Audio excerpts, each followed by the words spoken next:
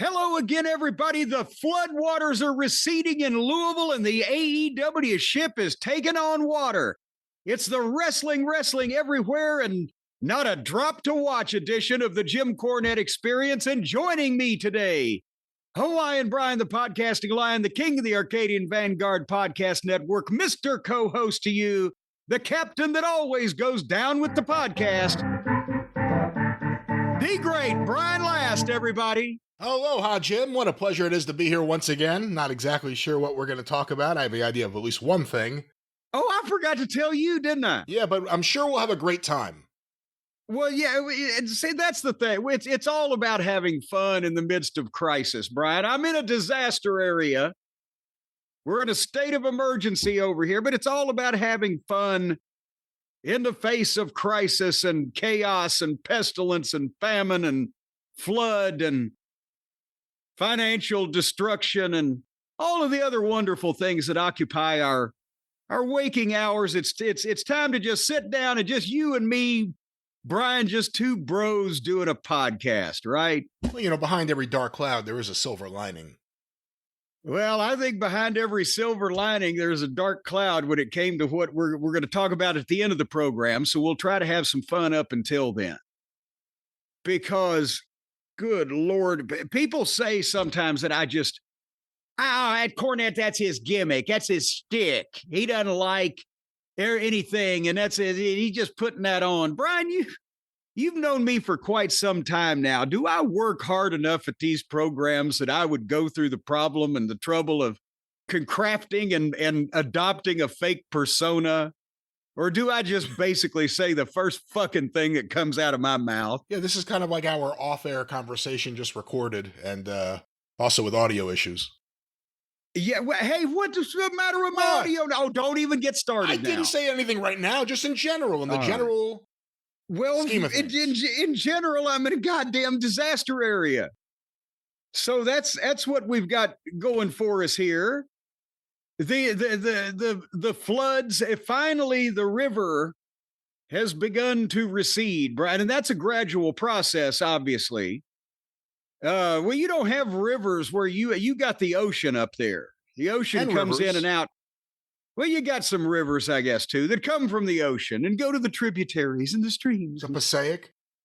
The Passaic, that just sounds like a ditch of filth. The Passaic River.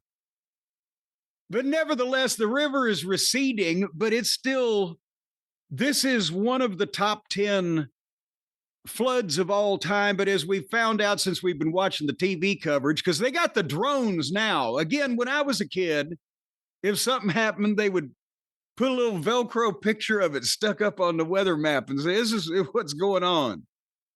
But now they've got drones so you can see the streets downtown. Some of them, the only way you can tell that there is a street in the vicinity is you see the top of the street lights sticking out of the water about a foot or two.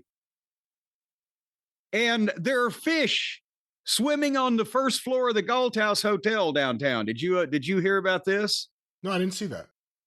There are the bottom floor, thankfully, is mostly a parking garage, but they have like also employee locker rooms and some type of facility. Well, they're changing with the fishes on the first floor of the Galt House now. And it's officially the worst flood since 1997, which I was still in Connecticut. That may be the one time I was happy to be there because I've missed that one. So, but this has skewed the top 10 list here, Brian, all down the Ohio River, Cincinnati and Louisville and down to Western Kentucky. All of the top 10 flood statistics are skewed, apparently because the Army Corps of Engineers came in the 60s and redid the dams and the locks and the flood walls and the whole 9 yards. So it is somewhat more difficult now, one would think, that it used to be to flood downtown Louisville and sweep away people's homes on the, southern Indiana banks and et cetera. But it's still doing that. So anyway, nothing compares to 1937, though, sonny boy. Back in my day, the 37 flood, baby. That's back then. That's when we reverted to caveman times. No, I actually have a personal connection to the 1937 flood. Brian, do you know this? No, I do not know about your personal connection. You know about the 37 flood. You've mentioned it.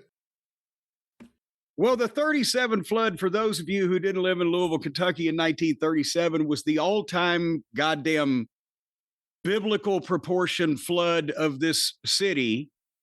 And it didn't come from thunderstorms or tornadoes or severe weather in the spring or whatever.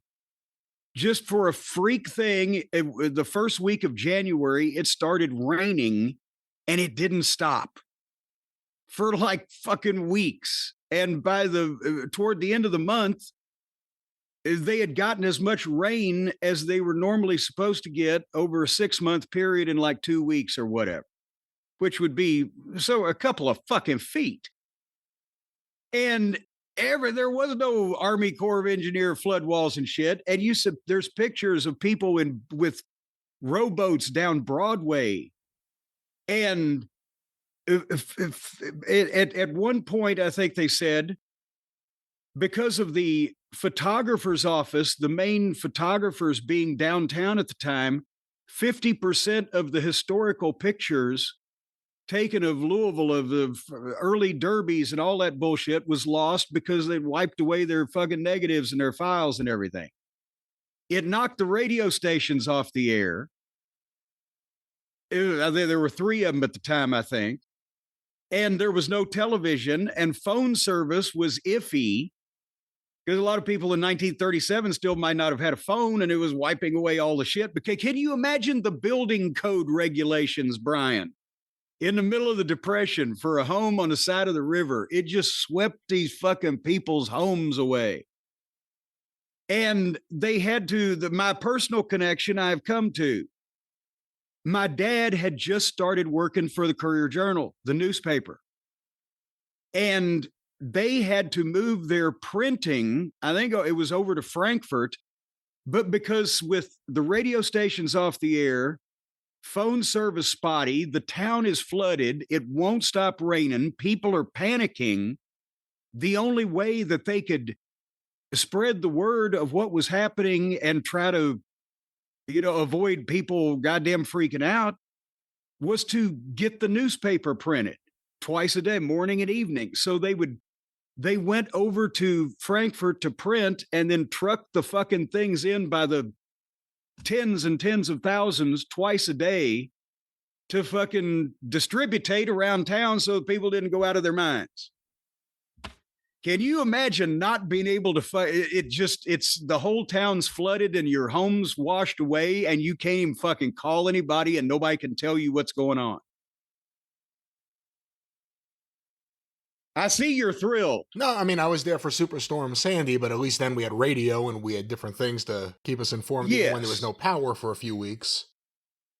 No, this was back when people still saw in black and white. And then the Army Corps of Engineers put dunes all over the beach. Yes, well, we got to give a round of applause to the Army Corps of Engineers. But yeah, 1937, in today's money, $1 billion in damage in the Louisville area is what it would have been to rebuild all that shit. But they say they're going to get cleaned up by Derby, which is May the 3rd. They're talking, it looks like this shit would take months. Everything. I've seen video of dumpsters floating down the fucking, what used to be, land. It is now the fucking river. And there's driftwood and dreck everywhere. And somehow they're going to get this disaster area cleaned up and spotless in 3 weeks. We'll keep you posted, ladies and gentlemen. All right, moving on to more. We still got to cover the current events beat, Brian, and this is kind of a music-related thing, so I'm thinking you might be up on this. There's a band called Weezer. Apparently, they're heavy smokers. No, but I believe Rivers Cuomo wheezed a lot when he was younger, which is how he got the name. Well, the point is, this band Weezer, there's somebody in the band Weezer who's married to a woman that the cops just shot and then arrested for attempted murder after shooting her. And I just saw that on the Twitter moments before we got on the air. That's why I was jotting this down to ask you if you could tell me what the fuck is going on there.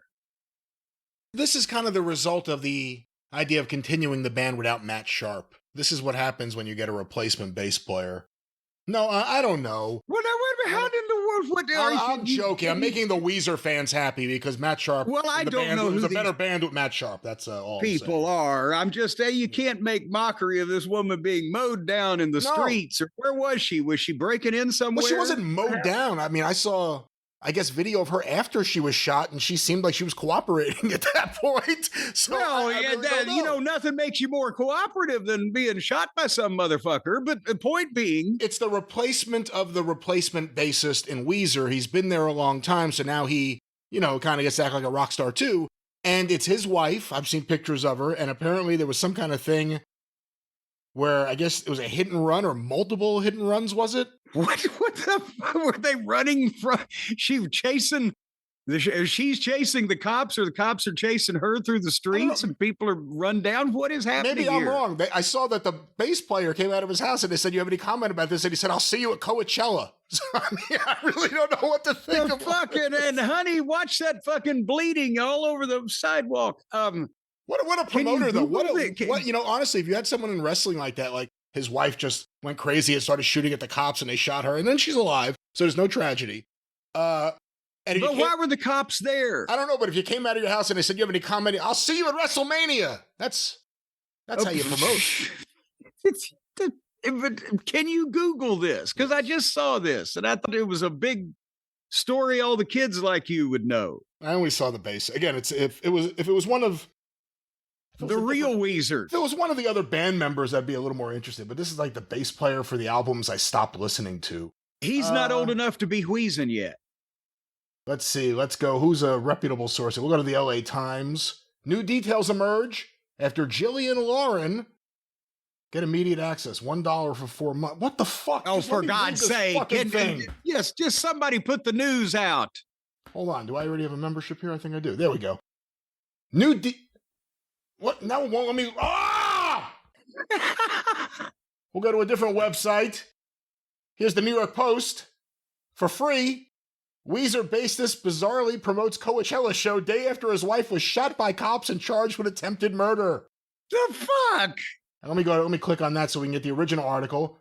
The moment Weezer bassist Scott Schreiner's wife surrenders to cops after shooting her following dramatic LA manhunt. Manhunt? Well, then it seems like they got the wrong person. Dramatic video captured the moment Weezer bassist Scott Schreiner's gun-wielding wife surrendered outside her Los Angeles home after being shot and wounded by cops. God damn. When she allegedly inserted herself into a bizarre Hollywood-style chase. The saga involving Jillian Schreiner, 51, erupted in the northeast Los Angeles neighborhood of Eagle Rock Wednesday afternoon as police were chasing down 3 men from an earlier hit and run on the nearby highway. See, I knew there was a hit and run somewhere. Cops with the LAPD said they were assisting California Highway Patrol. Chips, remember Chips? Eric Estrada. Chips, yes. Officers in the hunt for 3 perps who had just fled the scene of the wreck on the Ventura Freeway when one of them was spotted running through a backyard. It was then that they came face to face with the musician's wife, who was brandishing a handgun in the front yard of her home. They ordered Jillian to drop the gun numerous times, but she refused and pointed it directly at the officers, police alleged. Cops then opened fire and struck her in the shoulder before she fled into her home. I guess there's aerial footage. Now, hold on. Pausing here. Who is recounting this story? What do you mean? It's the New York Post. Richard Polina and Emily Crane. I don't think that's going to be the defense attorney's fucking story. of their encounter. So I'm wondering where this information is coming from. Again, not even going any further. They're chasing 3 different people who were in a hit and run who fled.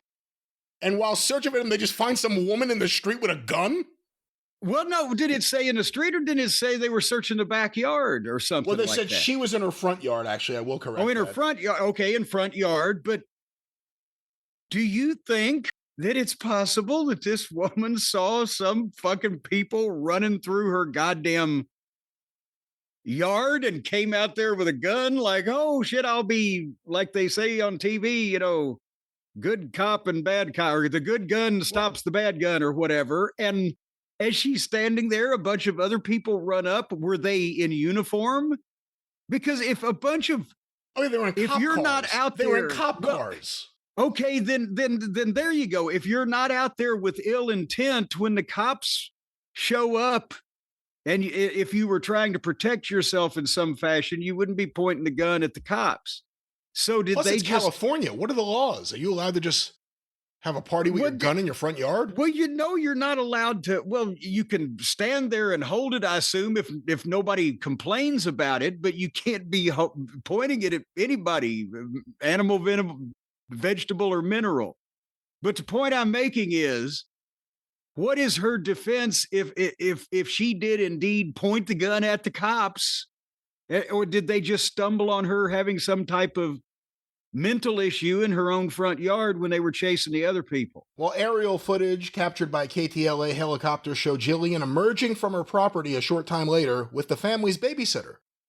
The 2 women could be seen walking down the driveway with their hands raised in the air before they lied face down in the middle of the street. What if this was after she got shot? She got shot and then went in the house and got the babysitter. A young boy was then spotted emerging. Guess that's your first reaction. A young boy was then spotted emerging from the home too, with his hands up. The self-described rock wife was taken to the hospital where she was treated for a non-life-threatening gunshot wound. Police recovered a 9mm handgun from her home in the aftermath. She was later booked on suspicion of attempted murder for wielding the gun at officers and cut loose after posting a $1 million bond. Jesus Christ. LA County Jail records showed. Meanwhile, separate bird's eye view footage captured the 3-car crash that kicked off the entire ordeal. Man, is there anyone who has the full video of the entire match? I'd like to see it from beginning to end. Yeah. Like the big run-in at the end doesn't have the impact if you can't see that it's a surprise run-in. One suspect allegedly stripped down to his boxers and tried to blend into the neighborhood by jumping into a pool and watering plants. Oh, I need to see this whole video.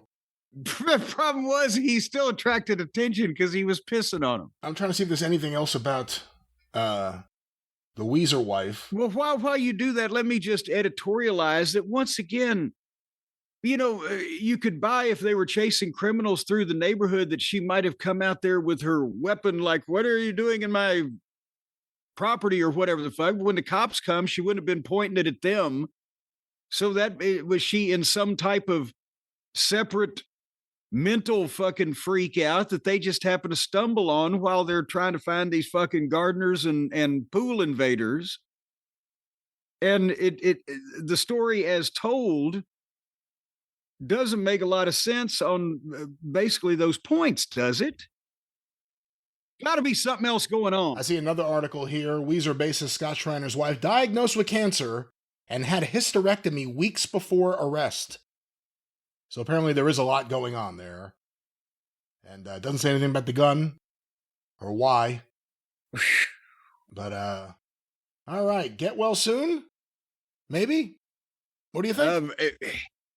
Well, I mean, yes, please recover from the gunshot wound and or whatever precipitated the behavior that led to the cat that chased the rat that lived in the house. Nevertheless. Honey, there's a bunch of people in the middle of the day coming down the street. All right, get the gun. Go to the yard. The cops will leave you alone. Just don't drop it. Even if they say drop it, just hold on to it. Just don't drop it. Man, if that was any other neighborhood, she'd be dead. You're in your front yard, the cops yell, put down your gun, you don't, they shoot you, and then you run into your house? That was any other neighborhood in LA, she'd be dead. Well, not any other neighborhood, but some other neighborhoods. The fuck? Some of the other neighborhoods in the LA area. Can you imagine? Put down your gun. No, shoot her. Where'd she go? She ran in the house. The fuck? How does that happen? By the way, if I'm a cop and I shoot some regular, normal sized looking woman and she just, her reaction is to run in the house, I'm going to leave her in the fucking house.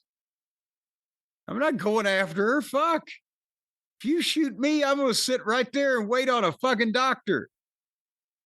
And by the way, I'm sorry if I upset any Weezer fans. I'm a Weezer fan too. The band was better with Matt Sharp. The first album and Pinkerton were better than everything they've done since. And they've had some good songs and they've had some catchy songs. And that other bassist who was there for a brief time did a all right job, I guess. But geez. Name a catchy song. What would I know Weezer from? Buddy Holly. But no, I'm not asking you about Buddy Holly. I'm asking you about Weezer. The song, that may be their most famous song, so I think you would sing the song. I'm not going to be out here. Oh, God damn it. I couldn't fucking pick Happy Birthday out of that. I have to learn it first for... You have to learn it. I'm saying, give me the word. Recite the words like Vincent Price doing spoken word poetry. Ooh, wee, ooh. I look just like Buddy Holly. And you're Mary Tyler Moore. And I'm trying to say it out loud without singing it. God, and I don't care what they say about us anyway. I don't care about that.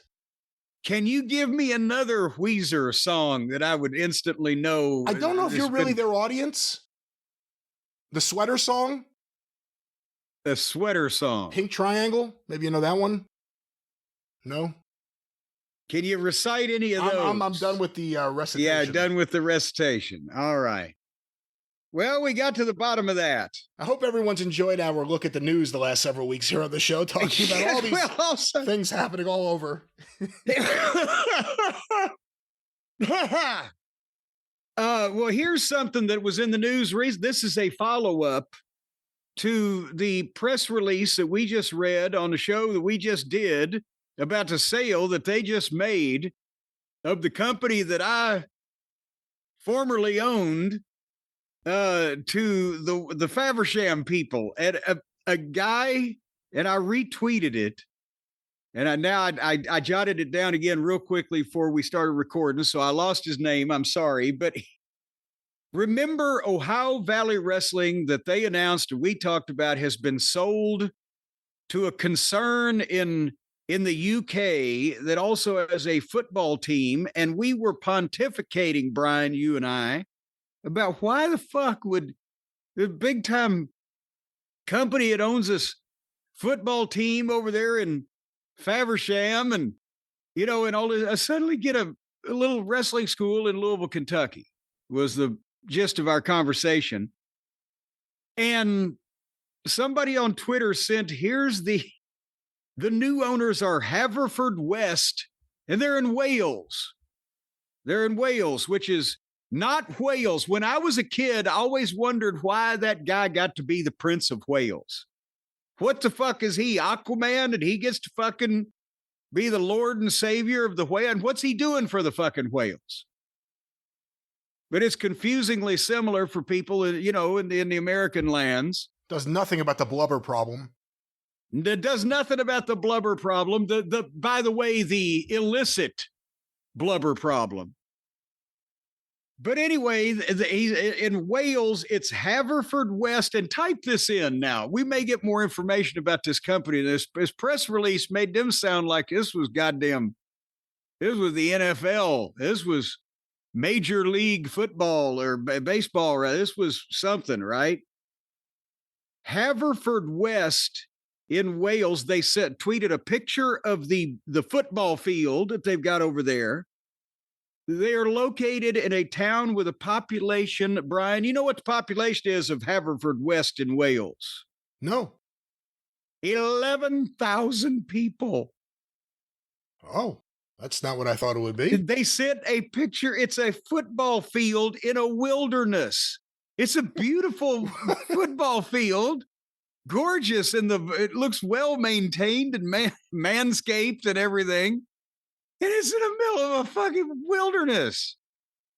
So Haverfordwest in Wales, can you look, can we get more information about a company that owns a football team in a town of 11,000 people over there, has now bought a wrestling school in Louisville, Kentucky, where, say what you will about the state of OVW, there's 11,000 people living within a fucking half a mile radius of the goddamn Davis Arena over there. I don't know what the fuck is happening here. Have you found it? Do they have this on Google? I'd like to be there for the walkthrough, where he's like, "This place is splendid. May I please see the tape catalog? I'd like to see some of that early Cena footage. I don't know what to say." Well, no, nobody at this point, nobody thinks they're going to get the Cena footage out of that these days. Whoever has been, and that's, we also pontificated on the mystery of why that there have been more people investing in OVW over the past 4 or 5 years than there has the stock market. And the mayor owned a piece of it, and the radio guy owns a piece of it, and there's this fucking company from dipshit Shire fucking farms in England or Wales owns a piece of it, or owns most of it now. And my cousin's friend, the doctor, had invested in it. Where is this money going? And what are they buying? Well, when you lose $30,000 a month, you have to find ways to finance the thing. Fuck. Well, that would stress me as an individual, losses like that, for heaven's sake, much less a large company like. But have you Googled the Haverfordwest in Wales people? Oh, I Googled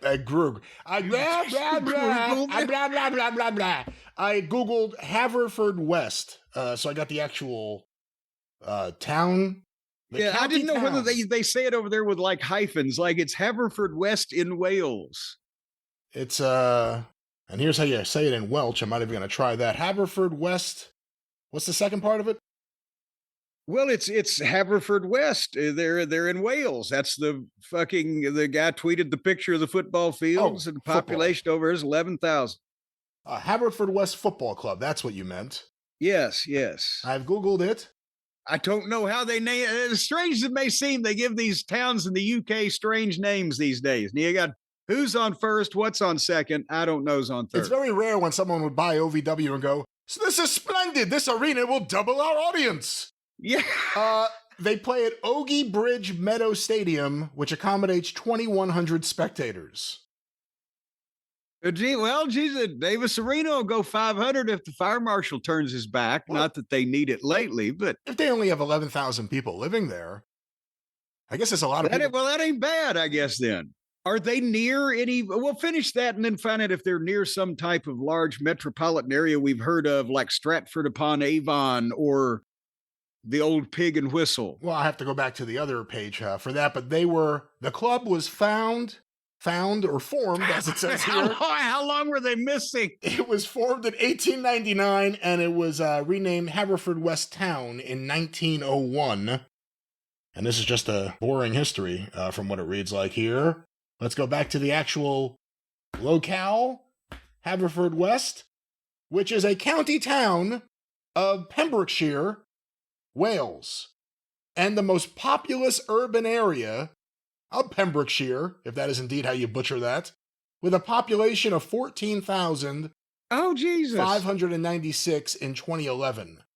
Wait a minute. That is the tweeter was wrong. It's not 11,000. It's 14,500 or whatever. But that's the most populous. Well, hold on. I'm confused, though. It says it's the most populous urban area with a population of 14,596. The next sentence, it is also a community consisting of 12,042 people, making it the second most populous community in the county after Milford Haven.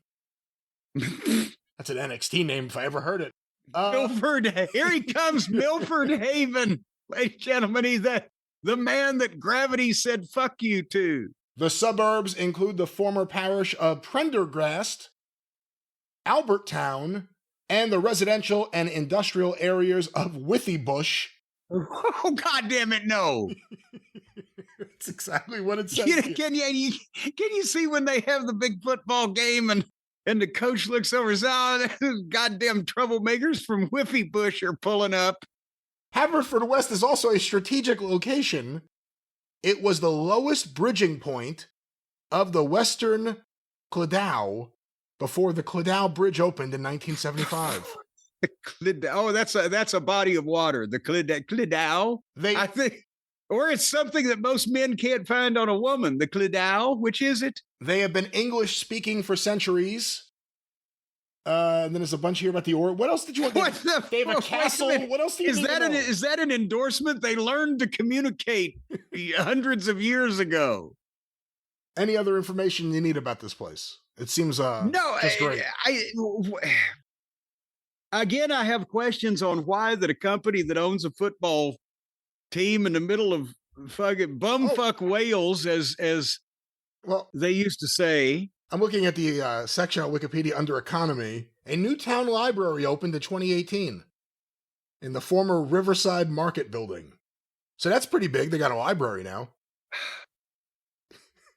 Under economy, a new library has opened up. Who the fuck says we've got a great money-making scheme? A library! That doesn't happen. And anything else you need to know about this? They're cracking down on those late fees, though, Brian. Oh, Christian Bale, the actor, he's from there. Augusta, but he doesn't live there now, does he? Maybe he's putting the money up for OVW. Has he been in a wrestling movie? He is not yet. I'm trying to see any other names you may know. Connie Fisher, the actress. And singer. I'm thinking of Connie Francis. Yeah, me too. Ellis James, stand-up comedian. Apparently needs to sit down. This is Chelsea Manning, American activist and whistleblower. Huh. From Wales. Who knew? I don't remember a girl with a whistle act. Was she on the Ed Sullivan Show? Also, Waldo Williams. That's a great name. The Welsh language poet and pacifist. I thought that was Wendy Williams' father. Waldo's here. And then a bunch of soccer players, as you would guess. All right. But point being, again, we'll keep up on this story. But yes, the West Wickerford Faversham fucking Shamrocks have purchased OVW, and they're going to work hand in hand from across the pond from Shepherdsville Road to a field in the middle of Wales. I can't wait till one of them's going to run into Nick Khan. I'm in the wrestling business too. I own OVW.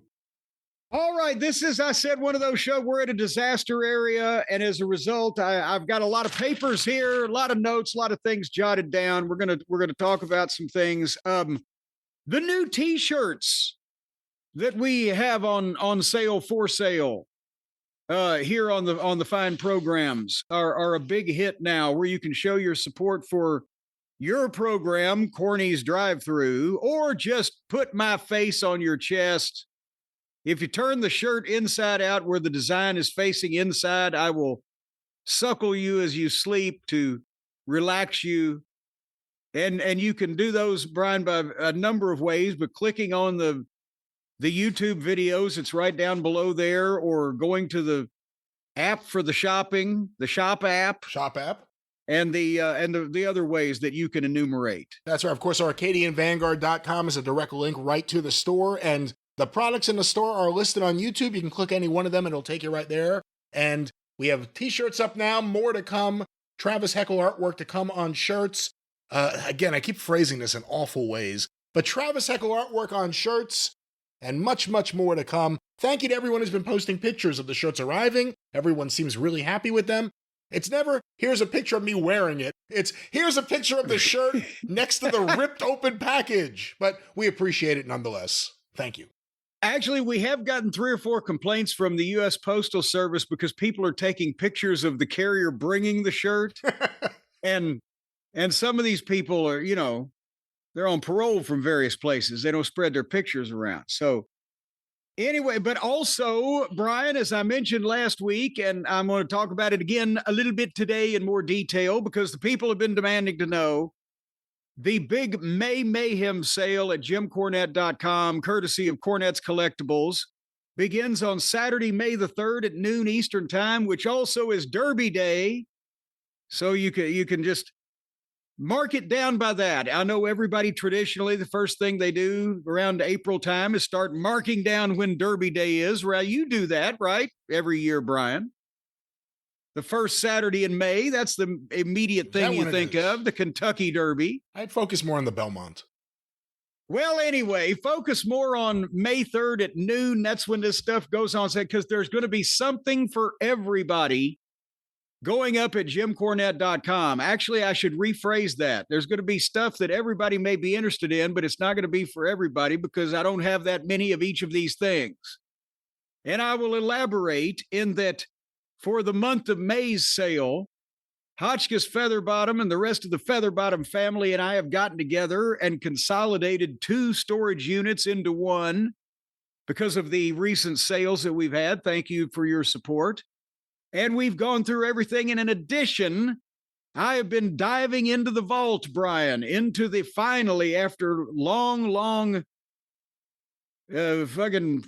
procrastination, I've finally been weeding stuff out of the vault that we used to either take to FanFest to sell in person or have been meaning to list and get rid of because I've got 2 or 3 copies or whatever the case may be, or the dreg, because now that I got the Whang Doodle inventory feature on the webs, the Whang Doodle inventory feature, that thing's a Whang Doodle.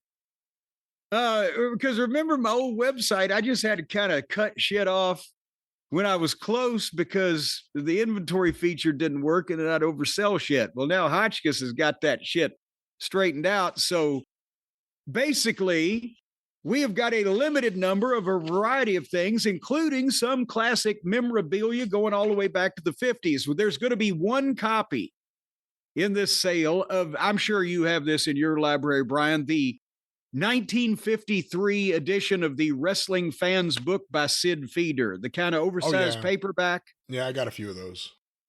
Well, thank you very much. Well, I got 1 extra one and I'm going to sell it. But it's a fascinating book. All this information is going to be popping up on Saturday, May the 3rd, when the sale goes on. But I've also got 2 copies of one of Bobby Heenan's books, Chair Shots, that he left here when he did an appearance. I think it was 2004, and he had 2 left, and he didn't want to carry him back on the plane. And I'm going to sell both of those, and in Bobby's honor, send that money also to the City of Hope, as we do with our pink breast cancer pink variant. But anyway, we've got down to the bottom of boxes. I've got 10 copies of the hardcover edition of Behind the Curtain. I've got 5 more copies of Tuesday Night at the Gardens that I can autograph. We've got some old Smoky Mountain Wrestling programs in mint condition, bagged and boarded, but not a lot. I think there's I believe 2 or 3 of the Night of Legends programs left. Some of the Ringside Reports. We've got some DVDs left. If you missed out on the Night of Legends DVD or Smoky Mountain Wrestling Blood Brawls and Grudges, I think we got 4. My trading cards that I talked about, that guy was extorting money from me, or extorting autographs from me and selling them for money. Remember, I told you. And by the way, I sent him the letter saying, hey, fuck you, in his self-addressed stamped envelope, saying, fuck you, you fucking asshole. You've ruined it for everybody. You ain't signing shit anymore because you make me think you're a fucking fan that wants something signed and you sell it on eBay for $100 and $200 a piece. And fuck you. And then I signed the letter. I'm not going to sign this because you've had too many free autographs already, but you know who the fuck this is. So what do you think about that? All right, at Cornette's Collectibles. Yeah, but I've got a bunch of my trading cards now, like the 2008 TNA cards. I've got 19 of one, 9 of another, 6 of another. The WWF trading card, 22 of those that I'm signing personally and can authenticate. Don't be ripped off for hundreds of dollars on eBay or buy phony stuff. Guess what else I got? I found a stack. Don't quit now. No, the things they do with pharmaceuticals these days are miraculous. I found a stack of my original, not reproductions, original 1993 publicity photo, my first one from the WWF. A black and white 8x10 glossy, as was still standard back in those days. And it's got the WWF logo on it, and Tom Buchanan took the picture. And you obviously, these are 32 years old, and I've had them in a bag, so you don't just find these laying around anymore. But I believe 80 something, I think, is what I get. People will have a chance to get one of those signed and personalized by me. And some the Smoky Mountain Wrestling event tickets. Did I tell you about this? No, what are those? I actually didn't know anything about this. I've got a limited number again of Smoky Mountain Wrestling event tickets, because when we ordered our first tickets and we got the roll of general admission tickets, right? And if anybody's gone to the fair, when you see tickets coming off a roll, those are general admission tickets for the spot shows back in those days. You just order them from a ticket company, and it'd say, have your name of your company on it or whatever you wanted on it, and each one would be numbered. The printer spelled Smoky wrong, Smokey, Smoky Mountain Wrestling. And Sandy Scott comes up, he had just gotten the tickets in the mail like the week before our first spot show. I think it was either the first TV taping that we did or the first spot show. And he said, look at this shit. I said, God damn it. And that's what we sold on the first event, because we had the tickets and we didn't have time to get them reprinted. And then I had the roll stuck in a box all this time, and we got the tickets reprinted before our next show. So you can have a unique bit of nostalgia with regular untorn Smoky Mountain Wrestling general admission tickets. Wow, that's pretty cool. And some other things. And also, we've gone through the whole figure supply. And we have, again, taken a couple boxes that the clamshells were bashed in shipping or cracked or whatever, and re-shelled them. And also, I decided, you know me, I'm a hoarder, Brian, not even a collector. When I got the original figure, I put 2 boxes in the storage. I said, after I die, I'll need these. I don't know what the fuck I was thinking. So we were able to, of the figures that have been sold out, come up with between 20 and 25 of a few of them, and they will go on sale also, included, by the way, on the announcer playset. I'm looking at my notes. We're down to 4 of them with the corner of the box crinkled, so therefore we're selling them for half price. And the original Christmas variant that they didn't paint my handkerchief or put in a tennis racket, we're selling it. We've got 38 of those. We're selling for half price if you missed out on it from 5 or 6 years ago. That one's a good deal, because that's actually, I guess, an error. It's a limited edition error. Yes, that's why I redid with the current Santa Corny figures, because they fucked up the first ones, and we sold them. People enjoyed them. They were the first Christmas variant, but I was personally miffed. And also, that's before that the toy company figured out that they were making enough money off of me, they could make a tennis racket. But as I said, those are half price. We do have, as I said, a couple of boxes of the original red and yellow action figure that was the one that started it all. And I think the raw variant and the bloody variant are 20 something. Those are regular price because they're brand new. But there's also 4 or 5 bloody variants that the factory left out the tennis racket tray. So we're selling those at $10 off. So basically, it's Corny's Vault Sale. One of a kind, limited number vintage items. We're going to have some older 60s and 70s wrestling magazines also on there, and maybe some other things if we get time. But it's going to be cool for you classic wrestling collectors. Saturday, May 3rd at noon Eastern time. And like you said, some stuff going back to the 50s, not everything involving you, just some things you actually collected that you weren't necessarily a part of. Yes, because, not everything has to be about me. Just most things. Well, this is your I'll show. step back every once in a while. It is my show. Anyway, what have we talked about? So, do you even, I'm just going to, I don't even know if this is worthy of spending any time on, but I also saw the Linda McMahon clip. Did you see that where she called? Remember I said AI when I first started seeing it? I thought, who's this Al guy? Well, apparently even I am smarter than the secretary of the Department of Education, because she just did an interview on a political show, not a fucking wrestling site. And she's sitting on a couch with these other people that stared at her like she had steaming turds hanging out of her mouth. She didn't call it AI, she called it A1. Oh, they have this A1. She is. Have you seen her lately? I have. It looks like she's going to the same plastic surgeon that fucked up Vince's face.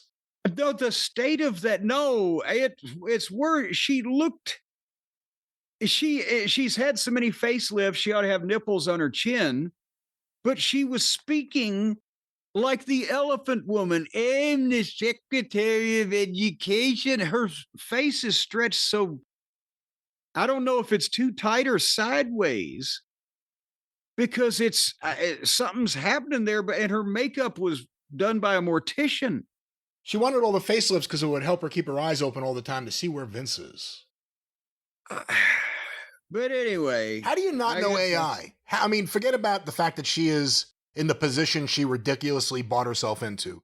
Forget about that. Forget about the fact she was an executive for many years, but that's a while ago.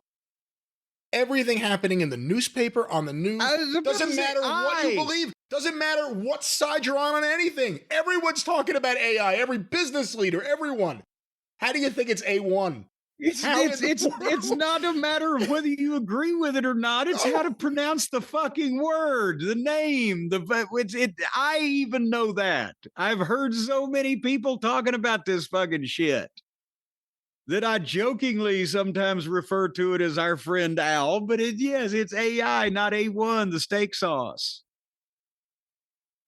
That's a big, how the fuck do you mess that up? Oh. Look, how old is Linda now? And I'm not talking about she's old and out of touch. I'm talking about, is there some decline here, like there is with all the rest of her contemporaries in her social circle? 76. Trombones led the United States. 110 more points dropped the Dow. Maybe she had steak for lunch, and she was thinking of the steak sauce. Well, if that's the case, then she would have been more in favor of it than she was. She wanted the kids in schools to have it. A1. What a dingbat. All righty. But anyway, hold on. Oh, also, I saw this. We want to send out our best to one of the Cult of Cornet listeners. It's a small town, so in case she might be the victim of harassment from some type of unsavory gangs, maybe the Van Buren boys or something up there, but she's from Chillicothe, Ohio, and her name is Hope. And we just wanted to say thank you for thanking us, because she said, I just want to take a moment to say thank you. After years of hard work, long nights, and plenty of stress, I'm finally graduating. And through all of it, your podcast has been a constant source of laughter and entertainment that kept me moving forward. No matter how overwhelming school or life got, I could always count on your wit, humor, and storytelling to brighten my day. Whether it was a deep dive into wrestling history or a hilarious rant, your show made even the toughest days easier. So while you may not have been in the classroom with me, you were definitely part of the journey. I just wanted to share my appreciation and let you know that your work makes a difference even to a stressed out student finally crossing the finish line. P.S. Can you sign the enclosed 18 trading cards? No, hey! No, I've said no. Really? But no, there was no request of anything. Just a sentimental, let me take you on a sentimental journey. Just a sentimental letter from Hope here from Chillicothe, Ohio. That's right up a little farther north of here. And I wanted to say Brian, congratulate that she achieved her dream and her goals and has graduated. I don't know. There's something suspicious about this whole thing. Chillicothe. We're going to find out this is like Bobby Fulton, like emailing under the false name. What? No, but why would I know Bobby Fulton isn't going to email me under a fight? Just Bobby Fulton happens to be the most famous resident of Chillicothe, Ohio. That doesn't mean that he's the only one. They got almost as many people up there in Chillicothe now as they do over in Faversham. What did Hope graduate from, high school or college? Well, she didn't say. She was a stressed out student who graduated. I don't. What you need to goddamn? She didn't include a photocopy of her driver's license either, or the diploma. But I have no reason to doubt the veracity of her claims. Well, congratulations, Hope. School sucks. Move on with your life.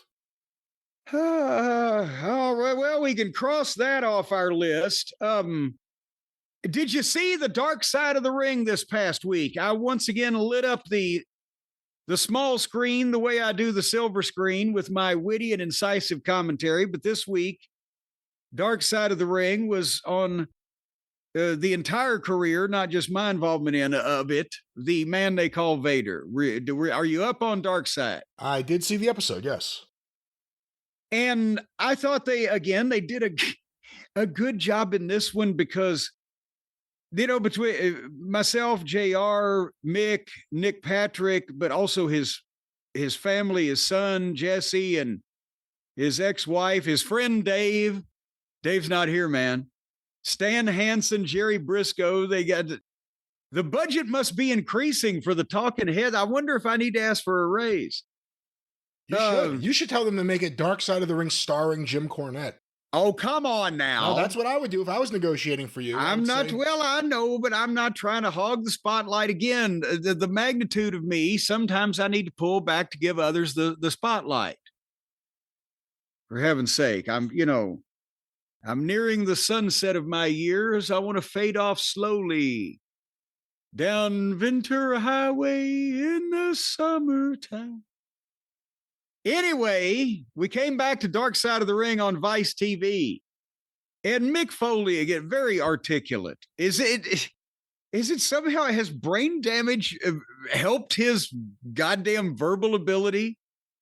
He always comes up with a profound thing to say or a very articulate or insightful comment or whatever. I'm thinking maybe more of us ought to get whacked over the head with a chair every couple of days for a few years. You want to go first, Brian? No, and maybe it's just a work. Maybe he's perfectly fine.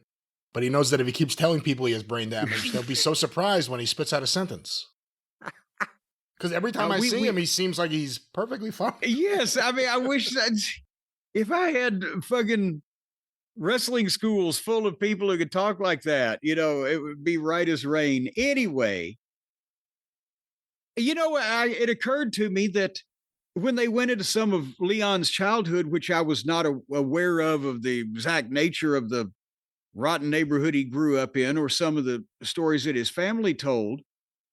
But when they went into that, he kind of found sports, as a way, as many people do, to focus himself. And he played football and he was, pretty good in college, but then he was drafted by the Los Angeles Rams, but injuries at that point, which would play a part with him on and off, because of his size all his life. But he was drafted by the Rams, but never actually got to play with them. He was drafted, as the graphic said, in 1978. But then they had him from previous footage that he'd recorded before he passed, telling a story about how he barged into the locker room in Denver. He's from Colorado, and told Bruiser Brody that he was there to find a job and trained in the AWA, which he did. I had not heard that. Had you heard the Brody story about? Because I hadn't heard it. I had not heard that before, no. But it makes sense that Brody was working for Vern at that point in time. You can imagine Leon White. He said he got all dressed up, right? He needs a job. He sees wrestling on TV. I can see him going down there and being somebody in the community. I can see him some way or another bluffing his way in the locker room. And I can see Bruiser Brody standing up and saying, "Who the fuck are you?" I just had never heard that story, but he wanted a job. And however he went down there, he made a connection. Vern did break him in. Who trained him? They didn't actually say in this thing who trained him. Well, see, that's the thing is, I don't know specifically, but in that era, I would imagine that Brad Rheingans may have had something to do with it in the mid 80s. Because they mentioned that Brody, had that conversation quickly in the locker room, which I had never heard before. And then the next thing they show is him and Brody wrestling in the ring. Like that was how he was taught, which clearly was not. Well, no, yeah, this was a gloss over because we got to get to the rest of his life. But that's another thing is his family didn't provide any perspective on. He would have talked to Brody in the AWA and barged in or whatever somewhere around 84-ish because he was already in the ring by 85 and they would have given him some level of training. And that's why I'm thinking, as I recall, probably Greg Gagne, had something to do with it. But I think Rheingans was starting to, at that time, work with the camp guys that they might have as Vern's camps were slowing down. Point being, what did he do between being drafted but not playing in 1978 and 1984? He was just kind of floating. And see, that's something else we've talked about before is Leon started late. I mean, he picked things up quick, but for the sake of his athletic prime, he started late when he was already somewhere around 30. I can't remember the exact age.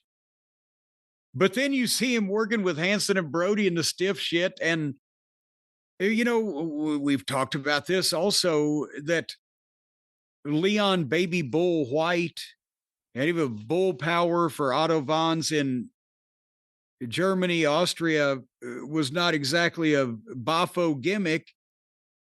And he was green as a pepper tree. He was starting from scratch. But when they gave him the Vader gimmick in Japan, and at the, for a first however long, all he had to do was steamroll people, he got in the ring with world-class talent and picked it up and how to work as himself and the basic concept of, try not to kill people and make it look good very quickly. But at that point, when they get into the Japanese stuff, I'm glad they had Hanson there for the eyeball thing. That was just grotesque. But you can literally see Leon with his fucking fingers kind of pushing it back in and closing his shit over the top of it. That was just nasty. But Stan Hansen is as blind as a bat. He's so nearsighted. The glasses are not a gimmick. They didn't even bring up the fact that was a big inter-promotional match. It was a dream match. It was New Japan versus All Japan. I don't know that the Vice TV audience on Tuesday night was. They left a lot of stuff. I have to say, I was so disappointed with this. There was some good stuff in it, but it wasn't like I really liked the first episode. They glossed past stuff. They introduced things. The timeline was just completely out of whack. At one point it went. The very end, it was just like all of a sudden we went from here to he's dead. Well, yeah. I mean, they left out a ton of shit. Just a ton of shit. Well, they only had 45 minutes, but yeah, we're going to because they made a couple more leaps here. I mean, Mick Foley saying that the whole thing with him and Vader elevated WCW. It didn't do anything for WCW. WCW was dead. It elevated Mick Foley's career. That got more attention on Mick Foley and Cactus Jack in '93 than anything else had up to that point. Yeah, even and the reason why that it got the attention to him was because they edited it. Remember when he agreed to have Vader hard wave and came up with the idea and wanted him to and had him hard wave, and they showed one eye punch on this on the highlights here. But WCW, they ordered the cameras to pull back and they edited some of the shit because they thought it was too violent. So he got beat up and most of it didn't make air. But because of the cacophony from, at the time, the emerging smart fan base and people who heard about it, that got more talk about Mick maybe than having seen it. Go ahead. No, but also I think another thing that it's kind of important, especially with the narrative they tried to weave here. Vader lost the fight to Paul Orndorff, and his wife said that was kind of the beginning of the end. Yeah. Nothing went right in WWE. He went to UWFI. Remember, they brought him in to be the guy to help get Takada over. Not that Takada wasn't already over, But that's a pretty big thing. It was the credibility of Vader being a badass that he could fit in with those guys over in UWFI. And that's what they were looking for. But that was all around that same period of time, too. And the Hogan stuff, they pointed at the Hogan stuff. If you remember the Baltimore pay-per-view, fans brought a giant sign that they hung from the top that said, "Shoot Vader, shoot." Like the fans wanted it. They made it sound like, oh, it was kind of an impasse because Hogan worked soft and Vader was big and bad. The fans really wanted something to happen. A lot of WCW fans at that point. Oh, yeah, because they were already sick of Hulk to begin with at that point. But now the one thing, though, I agree with you. The UWFI was a big deal, but what his wife said was that was really the start of the decline, not maybe necessarily financially in his career at that point, but him starting to make bad decisions. That was the start of that. And I think that, that you can probably say it was right because everything had gone, great for Vader around the world until that point. And then he's out of WCW and after the Joe Thurman, they had Joe Thurman. Yeah, I've never seen him interviewed. I couldn't believe what he looked like now. And he looks better now than he did then. Yeah, I didn't even think it was the same guy. Yeah, a good back breaking's good for you, I guess, 20 years later. But, I'm trying, knowing Leon, right? But also I'm trying to listen to Joe Thurman's description of what happened. Would he say, can you take the power bomb? Yeah. Okay, see you out there. I can see that. And it was a handicap match and it was Vader. It's not like they're going to set up any spots ahead of time. And Thurman said, as soon as they got in the ring, he said they're playing into the story that Leon became Vader, which we've talked about, and got in his head mad. Sometimes he couldn't turn it off right away. But Thurman said in the ring, it changed. As soon as he picked him up, it was like, "Come here, you little son of a bitch. You going to go up for this?" Or whatever he said. From just the highlights that they showed, it looks like that maybe Joe Thurman, when Leon first did whatever he did, I think, did he reach out in one of those bear paws to the head? Thurman kind of delayed and kind of staggered, like he didn't go down on something or the chest bump or whatever, because I think he was probably like, what the fuck was that? I don't know what to do. And then Leon hammered him, and I'm thinking could Leon have been mad because he didn't take a bump? But they didn't show the whole match in unedited, but I could only see in that situation, Leon just out of nowhere saying, "You're going to go up for this, you little son of a bitch," or "you sack of shit," or whatever. If something previously had been like, what the fuck, does this guy have any idea what he's doing? But nevertheless, on the power bomb, it looked to me like he threw him more out of disgust, like, here, this is over with, than he did trying to throw him down with any force. But when he did that, he over-rotated him, and the guy's fucking knees came up over his shoulders. So it's no wonder he broke his back.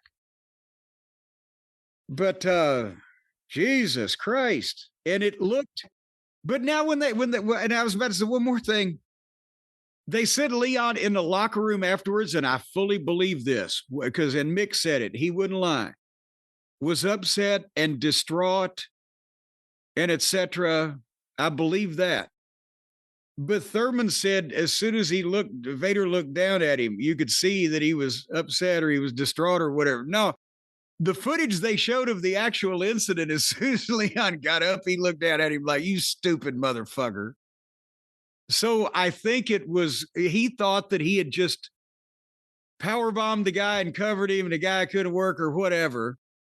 And he thought he was a piece of shit. And then when he realized, or somebody told him, well, yeah, he's fucked up, then he legitimately did get, concerned, but he didn't know right away. That's the point I was going to make. What'd you think about what they said about his reaction afterwards, where he went to Joe Thurman in the hospital and he was crying about it? And his wife talked about how emotional he could be at times. Did you ever see that side of him?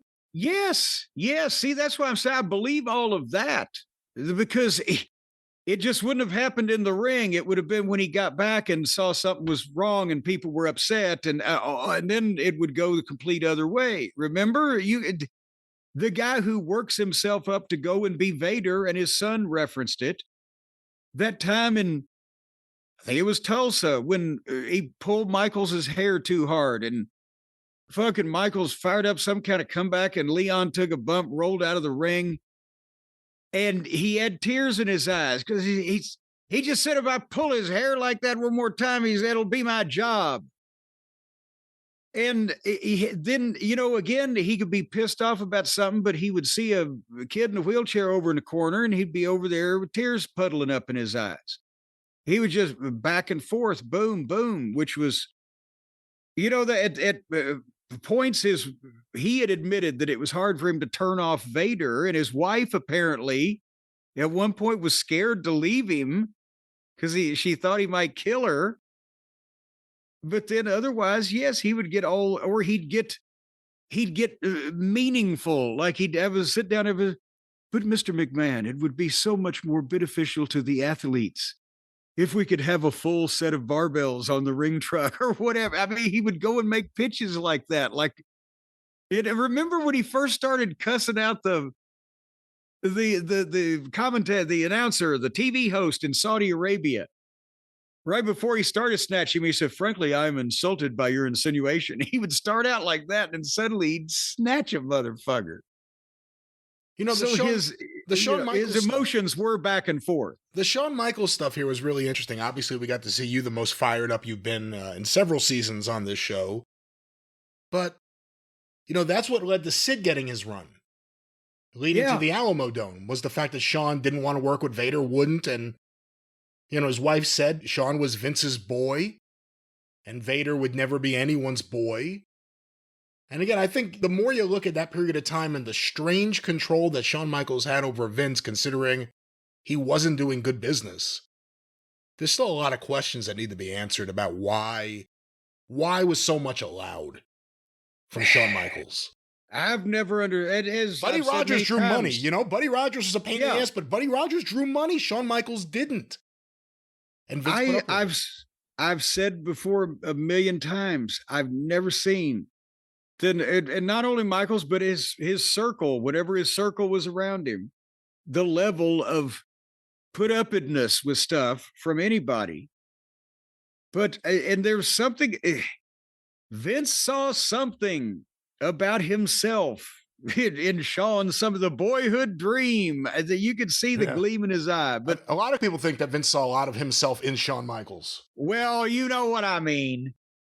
But nevertheless, but the point is that did sabotage Vader's run because, and I've mentioned this, and it wasn't like that Vince told me this because I was talent involved in the match, and they always tell talent bullshit. I was on the creative team.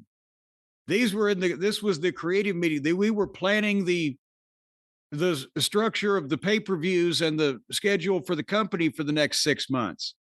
And originally, SummerSlam 96, it would be Michaels and Vader, as it was in Cleveland, I believe we were. And the reason they did Brian, I can't put one foot in front of another without seeing it in front of me, but they did 2 false finishes and 2 restarts, as I think you'll remember. And then finally, Michaels got a quick one, as Vince used to say. But there was room, but there was controversy. There was room for rematches.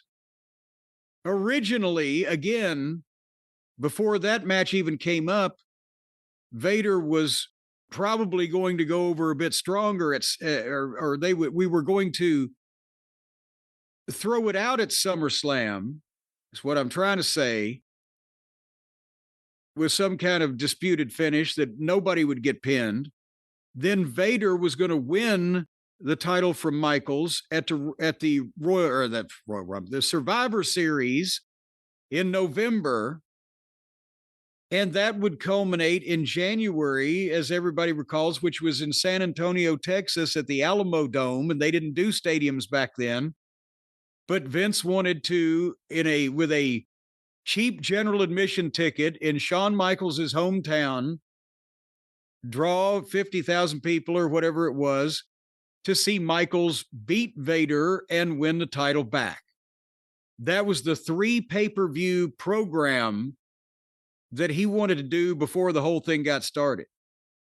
And by the time that, again, they did house show matches beforehand in those days between guys. So by the time during July or early August, whatever it was, that Leon had worked with Michaels in the house shows, they changed the SummerSlam finish to, instead of just being thrown out in all the confusion, they threw it out twice and then had a quick one. So Michaels at least left with a win. And then by shortly after that, Vader was ixnayed out of Survivor Series and Royal Rumble. And if you remember, the Survivor Series crowd in New York turned on Shawn Michaels. They made Sid the big babyface that night. It was a really interesting dynamic.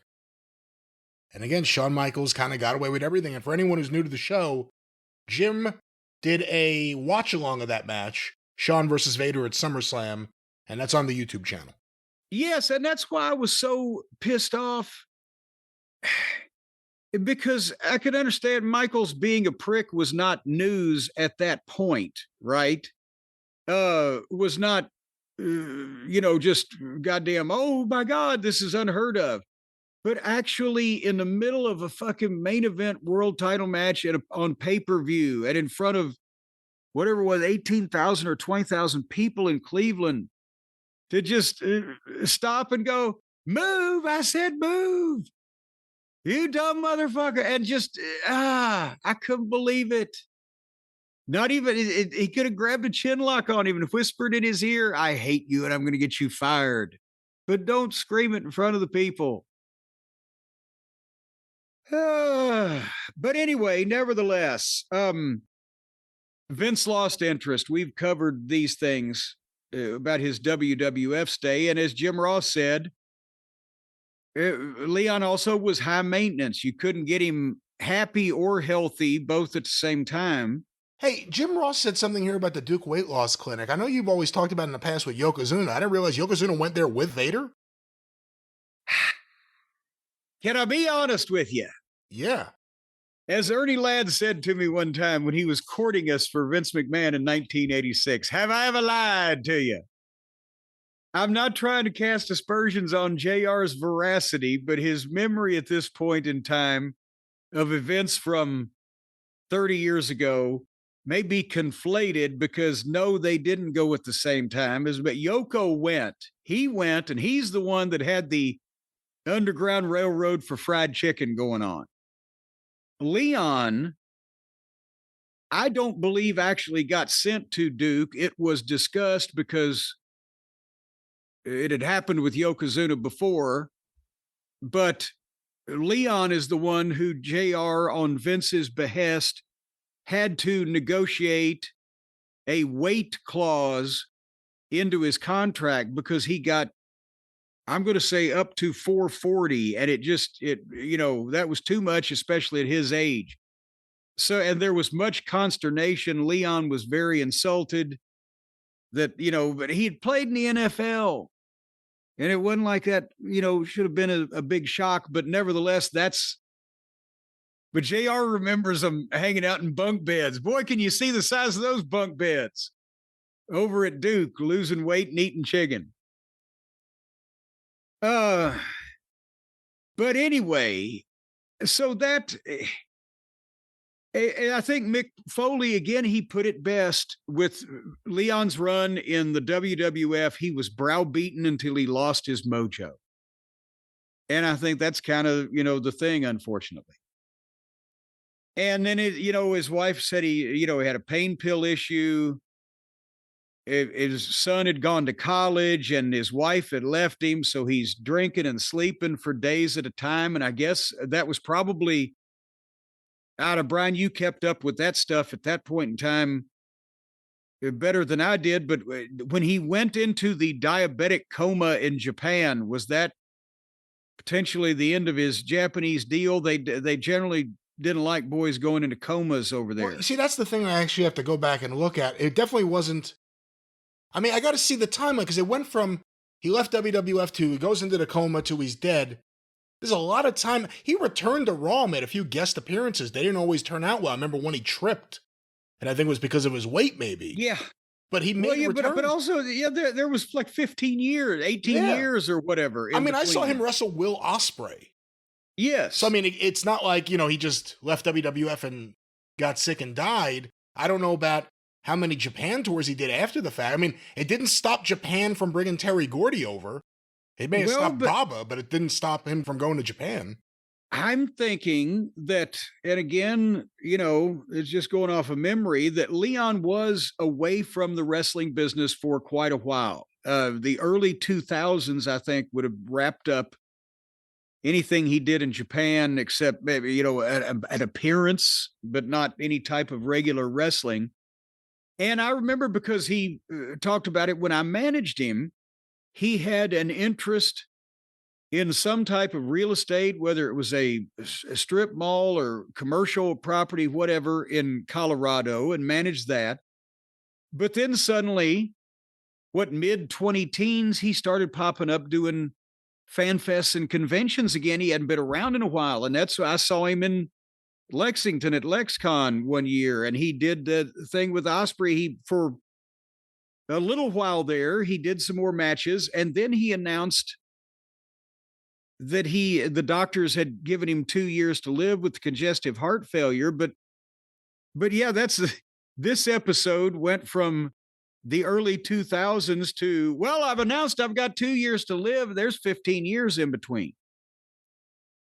So, and then as I recall, after he had his quadruple bypass and the initial heart issues, he was still able, was he not, to do some limited autograph sessions or whatever. And then, he obviously caught sick, and they said pneumonia, and went into a coma and passed away in the hospital. What was it like when you ran into him? What was his reaction? Because obviously you managed him and you hadn't seen him in many years. Was he warm and everything?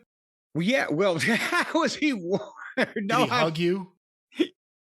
We went for the classic wrestler handshake and the hug at the same time with the left arm. Yes, we did that. And his booth was next to mine, and they had given him one of the Fan Fest helpers, but I tried to clue him in on what some of the shortcuts were around the area. And, we chatted back and forth when we weren't busy, but there was no issue or anything like that. But I think that's another thing. When he told me what he'd been doing, he made it sound more interesting maybe than it sounded like from this show. But yeah, that's the thing.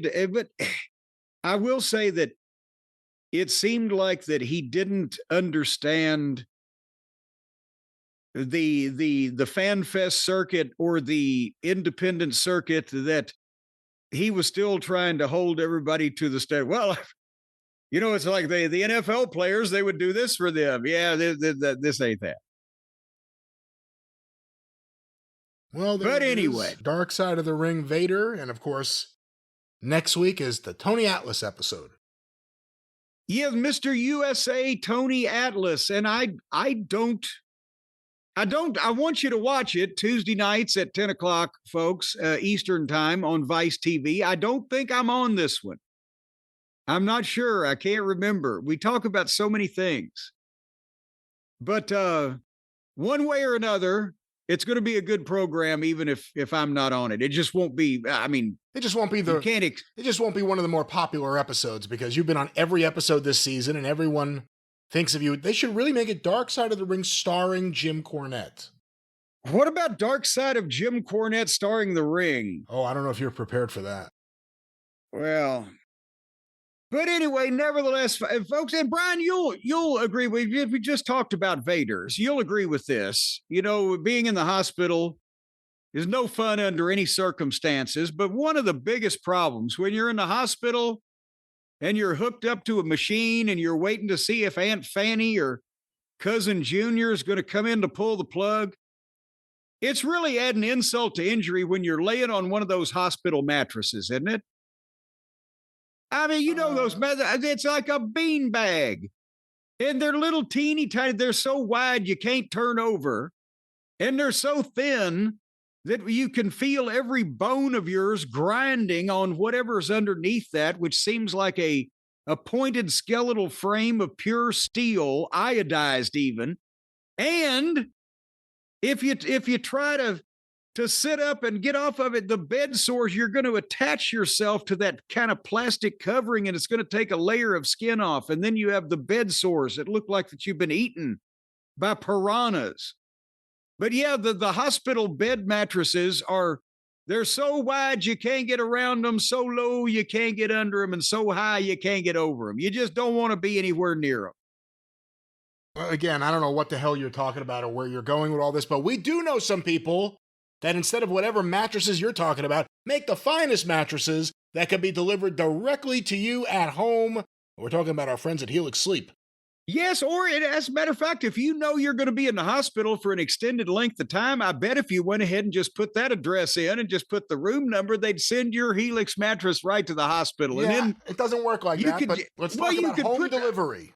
You could put a couple of those slings around Granny, one around her feet, one up under her arms, and just lift her up and slide the one mattress out, throw it out the window, put the Helix down, and then just get the old folks mattress. Folks, Helix mattresses are for everybody. They got mattresses for people that like firm ones, people that like soft ones. They got mattresses that cool you down, that heat you up, that help with the snoring or the back pain or the sleep apnea. They got kids' mattresses. They've even got old folks' mattresses that whenever Aunt Fanny or maybe Granny Ethel goes ahead and just loses control in the middle of the night and waters the plants in her sleep, while it'll suck it right up and shoot it right out into a tube underneath the bed, right out into the street. That's something that you can take comfort in your later years. But folks, no matter what it is, helixsleep.com has a mattress for you. So again, if let's say, for example, you've tried to jump the fountain at Caesar's Palace on a motorcycle and you've fractured your pelvis in 19 places. You're going to want a nice, comfortable mattress, Brian, right? I think, what do you identify with that? I think you would want a nice, comfortable mattress like the ones they have at Helix Sleep. Yes, well, you just get on at helixsleep.com and you take a little quiz about how you like to sleep and the position on your side, on your back or whatever, whether your pelvis is broken or not. They may ask you to send a few photographs of your pelvis, unclothed, of course, because they want to make sure the measurements No, they don't proper. do that. They don't ask for that. All you have to do is go to helixsleep.com, of course, promo code JCE, and take the sleep survey, figure out exactly the kind of mattress that is right for you, something that you will love and want, and that's all you have to do. That's the Helix way. And then it's delivered to your door. And then your pelvis will thank you, because you can just open that box, put it in the place it needs to be, unwrap the plastic wrapping, and it breathes to life. And then you're sleeping not with the fishes, but with the angels. Your birds are chirping, your sun is shining. As a matter of fact, it's going to be so bright for you on a Helix mattress, you're going to have to wear those sleep blinders in the middle of the night just to dull down the sunshine that's beaming down upon you. And if you go to helixsleep.com/JCE, you're going to get 20% off and 2 free dream pillows with the mattress purchase. 20% off. And that's anything. Get 5 or 6 mattresses. Hand some out down the street. You'll get 20% off everything. So that'll add up to a substantial saving. Buy some mattresses for the future. These things only last 15, 20 years, so stock up. 20% off side-wide, 2 free dream pillows with a purchase of a mattress at helixsleep.com/JCE. That's right. Our friends at Helix Sleep, they are there. They support us. Support them. helixsleep.com/JCE. I see what you did there. Support. You see? Because of the excellent support that Helix mattresses give your back or your ribs or your genitals or whatever you need a lift in the course of the night. Let's end on a good note. Yes, they are there to support you, Helix Sleep. But Jim, on the topic of support, yes. Can we talk before? I know we got Dynamite coming up. Can we talk about the star ratings? We just reviewed AEW Dynasty from Philadelphia. It's fresh on my mind still. And I just got this morning's Wrestling Observer newsletter. I made sure to now you want to it. see, after we've said what we said, you want to see if Uncle Dave agrees with us now at this point. You got to figure at some point there'll be a meeting in the middle, as opposed to him being on a scale that ends in infinity, which just it keeps going out there into the distance.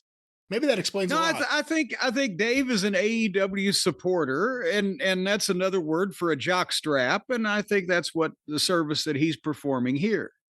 Well, of course, AEW Dynasty, Jim, you did not watch much of the pre-show from what I remember. Nick Wayne, Action Andretti, and Leo Rush defeated Dante and Darius Martin, known as Top Flight, and AR Fox, 11 minutes, 17 seconds, 4.25 stars. Now, for the record, you didn't see it. It was a exciting match, and Layla Gray looked amazing at ringside. I say that. I'm sure she did. That's a star right there. How does this get a fucking higher rating than Gone with the Wind in the fucking official movie rating book? Right? What? Again, this used to be Flair and Steamboat numbers. This was reserved for the piece de resistance instead of the piece de pie face of the. Okay, yeah, the pre-show match was Kurt Angle-like in its intensity. Well, again, for the record, you didn't see it. Match 2, Anthony Bowens defeated Max Caster, 40 seconds. No star rating given. Well, now why leave them out? What did it accomplish? What it was supposed to accomplish? It's not about the star rating is not graded with or concurrent on or whatever, dependent on the time of the match. You can have a stinker that goes 45 minutes or a fucking barn burner that goes 6.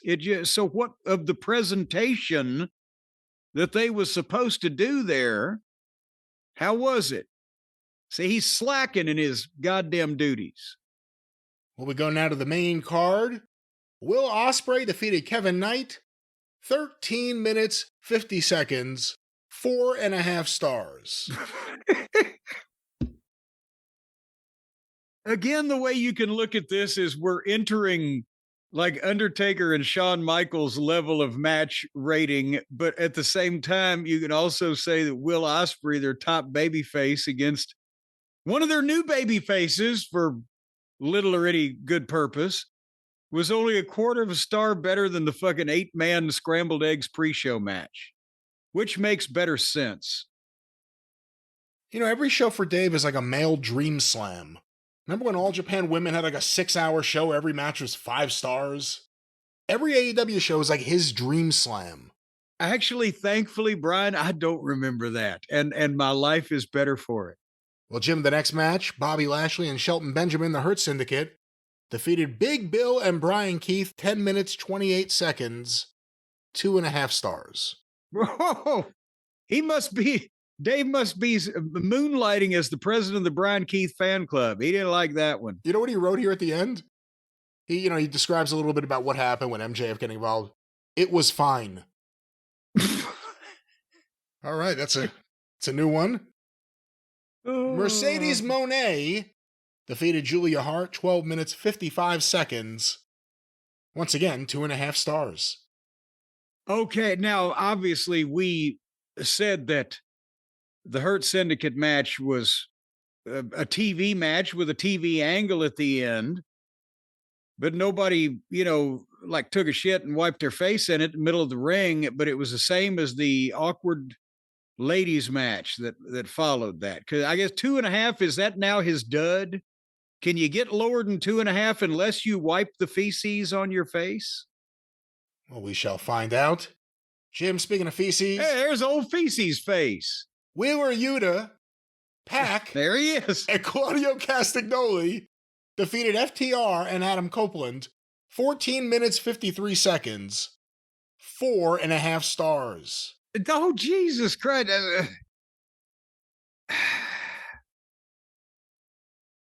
What did he give Was it 5 stars or was it 4 3/4 perhaps that he gave FTR and Juice and old light switch Jay White a couple of years ago that had the greatest tag team match of modern times? It was at least 5 And stars. It may have actually gone past it, but I don't know. I don't know, but it wasn't this, dog. Isn't that what they say? It wasn't this, dog. Well, and it says 14 minutes, 53 seconds. Maybe that's what he did. Because the match felt like it was double the length, he doubled the star rating. It was 2 stars. It became 4.5. They had sex and procreated, the stars did, during the length of this contest. Jim, Timeless Tony Storm defeated Megan Bayne, 15 minutes, 24 seconds, 4-star match. Okay. Again, even if you like all of the participants and you like everything in the world, and potentially you're on some form of liquid ecstasy, I don't know. This is the same guy that would award an all-time classic 4 stars in his previous life before he lost his mind. But now suddenly this is morphed into, well, they get 4 stars because it can be more stars. He established something, but now he's so afraid of hurting these people's feelings that he just starts making up that more stars is fine. And they feel good because they got 4 stars from the teacher. Well, Jim, the next match, Kyle Fletcher defeated Mark Briscoe, 16 minutes, 11 seconds. I thought you were going to say 16 stars. 4 3/4 stars. Okay, what was the girls' match a second ago? 4 stars. Okay, so again, you're saying that I agree with you. Kyle and Briscoe was much, much better than Storm and Drung or whatever the fuck. But it has to still be in the 4-star range. It's just now levels of excellence that he bestows upon them. I almost wonder what you said before is 2.5 dud. Is 4 like the baseline, and anything under 4 is negative stars? Like, is 2.5 stars now Dave's negative 2 stars 15 years ago? Wait a minute. That's what he's doing. Brian, you figured it out accidentally. He's on a Celsius. He's on a Celsius star rating. Maybe so. See, you got to translate it to the Fahrenheit. Well, Jim, for the Ring of Honor title, Bandito defeated Chris Jericho, the Frito Bandito. It's 16 minutes, 22 seconds. Good Lord. 3 1/4 stars. I don't know. Maybe that's the new dud. He'll kind of halfway be honest about Jericho's desiccated corpse and give him only 3.5, which, is kind of still a kind of backhanded slap. Well, Jim, in 15 minutes and 34 seconds of a no time limit, everyone barred from ringside match, or as we used to call it, a match, Adam Cole won the TNT title from Daniel Garcia. 3 1/4 stars. Ooh. So again, there he's having to begrudgingly admit that it ain't happening here. See, now he's establishing a pattern. These are the people that only are above average should feel slighted. Kenny Omega defeated Ricochet and Speedball Mike Bailey, 30 minutes, 56 seconds. Jesus Christ. 4 3/4 stars. And actually, on this topic, I have not heard this, but I see Meltzer. Well, and by the way, hold on a second now. I really think that should be a different score, Brian, because in that match in particular, with those participants, they should have scored this under the Olympic method. with the 9.0 and a 9.1 and 9.2 and give it a perfect 10. Or maybe he wants to back off and just make it a 9.8 so nobody will accuse him of favoritism, but still it shouldn't be just a standard 4 3/4 like the mere mortals that aren't stars of their own video game. Well, I was going to say before, the Meltzer Said What account, Jim, tweeted out a couple of things. One of them apparently are some of the guys who go to Dave's pay-per-view parties at his house saying that he got mad when they were laughing at some of the silly stuff in the match. Oh, good God. Because he was taking it very seriously. But here's some audio. Let's see what this is. I have not heard this. Tweeted out by Meltzer Said What. Here's what he wrote. Jesus Christ. Meltzer has now proclaimed the AEW Dynasty triple threat match with Kenny, Ricochet, and Speedboat as one of the greatest three-ways in the history of wrestling. North Korean propaganda has nothing on Uncle Dave. Let's hear what this is. We just had a pay-per-view on Sunday night. And usually you hype like this pay-per-view was great, buy the replay. I mean, they may have mentioned that, but I do not recall anything that got me to where like, oh man, I need to see this replay. And like, and he clearly loved the entire fucking thing, so that says something. But besides that, he's already fucking seen it. Why does he have to see the replay? Is the replay more for people who have already seen it or for people that missed it? I would think it's for people that missed it. Oh, you missed it? Well, now you can get it. Instead of, oh, you've already seen it? Well, watch it again. What, to pay for it again? Is that a large segment of the audience? I'm not sure. Let's go back to this audio here. Focused on, because there was like strong stuff. I mean, there's the hit, the significance of the finish of the main event, with the Young Bucks return and all that. The three-way was, one of the better three-way matches in the history of wrestling. It was fantastic. All right, let's stop there for a second. We watched it. It went a while. Again, there was some stuff that looked ridiculous in it. You promoted some of the first three-way matches in this country. We've seen good ones and bad ones. Was that one of the best ever? No, of course not. Because, and again, I'm not going to say, oh, and mine were, when the dirty white boy wrestled Tracy. No, but when you think about, to be honest, before they were again prostituted out and worn down and made just blasé and everyday, some of the three ways that went on those WWF pay-per-views in the late 90s, Taker and Michaels and whoever the fuck else, I would go for that, or I'd go for some of the modern TNA stuff or whatever if people, had that in their mind. But all of those incidents, you had stars involved. This is, again, because Dave has gone out of his mind to fetishize these gymnasts and the cheerleading alley-oop routines and the, oh my gosh, and ignore the fact that most of this stuff, again, looks phony as fuck. There's no good reason to be doing it. There's no good reason to have the match. There's no story. There's no angle. There's no seeking retribution or triumph or whatever. It's just, oh gosh, here's a bunch of fucking guys that do spots that are going to get together and vault with each other. And that in Dave's mind is, at the same time, he'll say, but you need story in wrestling. And he's looking at the other company making a bloody fucking fortune, going in exactly the opposite direction and doing as little as possible. And he still can't get it. Not everybody is sitting there beating off on the fucking 3 cartwheels into a goddamn have a Corona over the fucking top rope.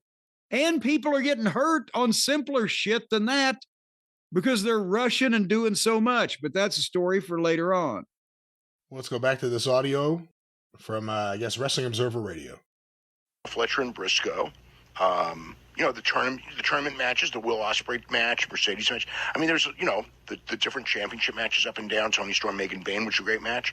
I mean, they really should have, we had another great pay-per-view because it's like, people buy these things for the next 2 weeks, especially the first week out. And it was almost like they gave up on this one for whatever reason, rather than try to get late buys and tried to hype it after the fact. Because did they do anything like, did the announcers ever talk about how great the three-way was? Because that should have been the main selling point is this three-way is one of the best three-ways of all time, and you got to see it to believe it. 30 minutes and blah, blah, blah. And I don't recall them doing that. And when Kenny was out, he didn't talk about the match at all. Because it was a throwaway match. That's what you don't seem to get there. You gave it a bunch of stars, but it was a throwaway match. He probably shouldn't have, because his focus should be on the future thing. But the announcers, there should have been. They showed clips of the pay-per-view, but I don't think they did any hard sells to buy the pay-per-view, which was another thing that was kind of like, just I'm watching the show going like, why aren't you talking about the pay-per-view that just happened? WWE would have these freaking newspaper, and website clippings on the top and hyping like they missed this and everything like that. And AEW just kind of nothing on that. And it was. You missed Hong Kong Phooey in his greatest moment. Lots of things happened. The greatest three-way match in wrestling history. It's not going to really sell any pay-per-views, I don't think. But let's go back. We have one last match here, Jim. Jon Moxley defeated Swerve Strickland 31 minutes, 28 seconds, 3 3/4 stars. Oh, see, now he's straddling the middle. He thinks some people really like this, but some people really hated this, and I don't want to alienate any of the rest of my dwindling fucking audience that I have sway over, so I'm going to put it in the middle because it's controversy. Jiminy Christmas. And obviously from that audio, he thought this was just one of the great pay-per-views. Everyone should go out of their way to see it. It didn't feel that way watching it. And again, I'm sorry, but they do so much that they invariably have so many fucking fumfers and flummoxes that, I'm just used to looking. I'm sorry, I apologize. I was trained to look at talent with a major league eye. If you can get all the way through your dance routine without slipping and busting your ass, then I will give you more points than if you goddamn did 14 pirouettes and then fucking blew explosive diarrhea in the judge's direction. I think I've made my point abundantly clear. I don't care if he really is a black belt. Speedball Bailey doing a move where he just jumps and does a kick from one side to the other, back and forth, back and forth. It's a funny looking thing. It doesn't look like he's really kicking the shit out of him. It looks like he's learned some kind of dance that'll be at Lincoln Center this fall. Yes, Nureyev would be proud, but not fucking Emelianenko. Well, Meltzeranko really liked the pay-per-view, and those are the star ratings from the Wrestling Observer for AEW Dynasty. Well, would you like to go into AEW Dynamite from this past Wednesday night, April the 9th, in the charm city of Baltimore? They've lost their charm. I think they'll have pitchforks if they do another one of these. Brian, I keep saying nobody will do anything different. It's the same old stuff week after week. Nobody will do something different, change things up a little bit, get my attention. And they took me to their word and they did something different. And I'm going to have to say that the first 35 minutes of this wrestling program was without doubt and fear of contradiction the worst consecutive 35 minutes of a wrestling show I've ever seen in my life. I mean, they gave it all to us here. They had a nonsensical, slow interview to start, followed by a boring match, followed by a fucking horrible multi-part interview, followed by another fucking match where I said, well, the only thing left to do is carry somebody out, and son of a bitch, they got there. And they hurt somebody. And they exposed the business while they were hurting the guy. And that was in 35 minutes. I'm astonished. I didn't know it was possible. To be fair, they had a big finale with the puking in the ring. Well, yeah. I mean, the puking that was the icing on the cake. The puking in the ring, but I'm talking about just this because they did break the first 35 up for just a second, because then I believe, no, wait a minute. They didn't. It was still rotten, but it wasn't as rotten as that. It was rotten in kind of the Jade Cargill debut way for me. I got a kick out of it for all the wrong reasons, because I got to a point where I really believed, you know what? Tony's going to go commercial free and nothing's going to ever end. It's just going to go right into the next thing, and your head's going to spin like, wait, what's happening now? And then it just goes into the next thing. Maybe he is a great booker, but he didn't even do that. The silliness, for the most part, ended at a certain point. Well, they opened up with the pre-tape promo in the back with the cinematic camera effect where one's in the front and one's to the side of Dick the Boozer and the Four Horsemen, where, again, he's wonderfully articulate if the idea of using words is to just string them together. But it's talking in circles. It's more, nobody still knows what he's talking about or what the fuck he wants or is trying to do. It's all riddles and nonsense. And he does that. And then they play the music, and here he comes with Marina Shafir through the arena. And I swear to God, to open the show, his opponent is Shapoopy. And the first this was a big, we talked about Rocca versus Ricky Starr the other day. That was a dream match of the century at one point for some fans.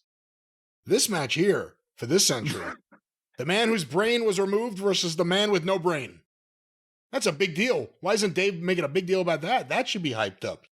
The Shapoopy's gimmick is he's the wrestler because he has absolutely no charisma or personality whatsoever. So they do the silly phone thing with him, the phone translator, and he's somehow not only a wrestler, but because he's the wrestler fellow, he gets to just not sell when people just hit him.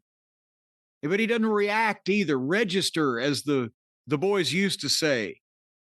You don't have to sell something, but you have to register it to show that it was a legitimate blow, but they don't understand these nuances. But they think they're both shooters. And I don't know whether Shapoopy might be a goddamn another Kawada. Who knows? But we know that the Boozer gets stretched at by the Home Depot clerk in the amateur jiu-jitsu tournaments in Newport on weekends. But for the first almost 3 minutes, they worked either amateur wrestling or mixed in with the amateur jiu-jitsu. Worked is the description. It was almost stationary. It was a slow pace. There was no aggression. They're going through the moves of these things, but I've watched legitimate world-class wrestlers do this shit. And before everybody's, oh, fuck you, Cornet, and it's all fake. I'm talking about, I was there when Kurt Angle broke into business. We've had him in fucking training, and Shelton Benjamin and Brock Lesnar for that matter, and a few more NCAA champions, Sylvester Turkay. I know what it looks like when they at a top level want to try to aggressively have a friendly little shoot. This wasn't it. Have I made my point, Brian? I believe so. But Moxley thinks that he's so over that he can show this MMA expertise and people are going to go, wow. And it's just, so they do 3 minutes of this, and then Moxley pie-faced him and Shapoopy slapped him. So then they traded the chops where Shapoopy doesn't even react. He stands there and lets Moxley chop him, and then stood there and let Moxley kick him in the head 4 times. Did the big boot, just boom, Bruiser Brody, boom. Do it again. And then as soon as they did that, he got the abdominal stretch on Moxley. I said, what the fuck? For their amateur wrestling, they're trading chops. They're kicking each other in the head. Then they're going to an abdominal stretch. And then Moxley just started beating him up. And then Moxley gave him a pile driver, and he stood right up and just kicked Moxley in the face. And even Tony Schiavone said, well, I've never seen a guy get pile driven and just stand right up before. Well, maybe they put maybe they put a special plate in his head when they removed his brain. It makes sense. That's what they need to start marketing now is he's got the goddamn brain plate. And then maybe they could just call him that, the brain plate, Shibata. Shibata. But point being, they did this, and then within 5 minutes, I guess, out of nowhere, Shibata gets the sleeper, and Moxley reaches up and rakes his eyes and reversed the sleeper and took him down and choked him, and the referee rang the bell. And it was it never got going with anything, but there was no pro wrestling in it. There was some going through the motions MMA at half speed or amateur wrestling or strong style stuff.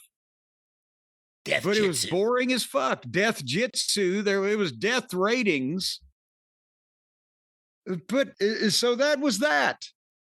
But then the music plays. And out representing the Lollipop Guild from the land of Lilliput comes the Buckaroos wearing more weird shit. I don't know what the fuck's happening here. Old Nicky looked like he was the maitre d' at a swingers club. And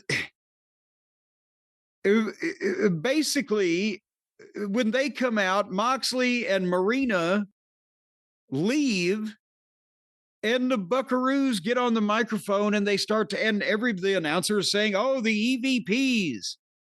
And they're doing their promo, whereas EVPs of the, Brian, they've been gone 6 months now, right? At least, maybe more than that. Okay. They got on the what are they on now? Not Netflix with the big boys. They're on Max. And they're supposed to have gotten a new audience. Yeah, allegedly. But even last time when they were back, they were just the EVPs, and they had dropped Tony Khan on his head and etc. But shouldn't it, just in case there are any new viewers, shouldn't somebody be trying to explain why these two turd blossoms are executive vice presidents of this promotion? Or does that just make the whole thing look more hogwash and made up and bullshit? If anybody had just started watching this thing a few months ago, who are these fucking guys? What the fuck? And why in the world would they, of all people, be vice presidents? These cheesy, snide-faced little whippets. So, and when they tried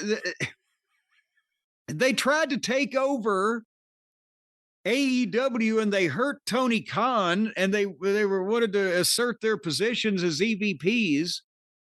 But then when Moxley started trying to do the same thing, the last time we saw them, they were burning their memos and fucking running off in fear.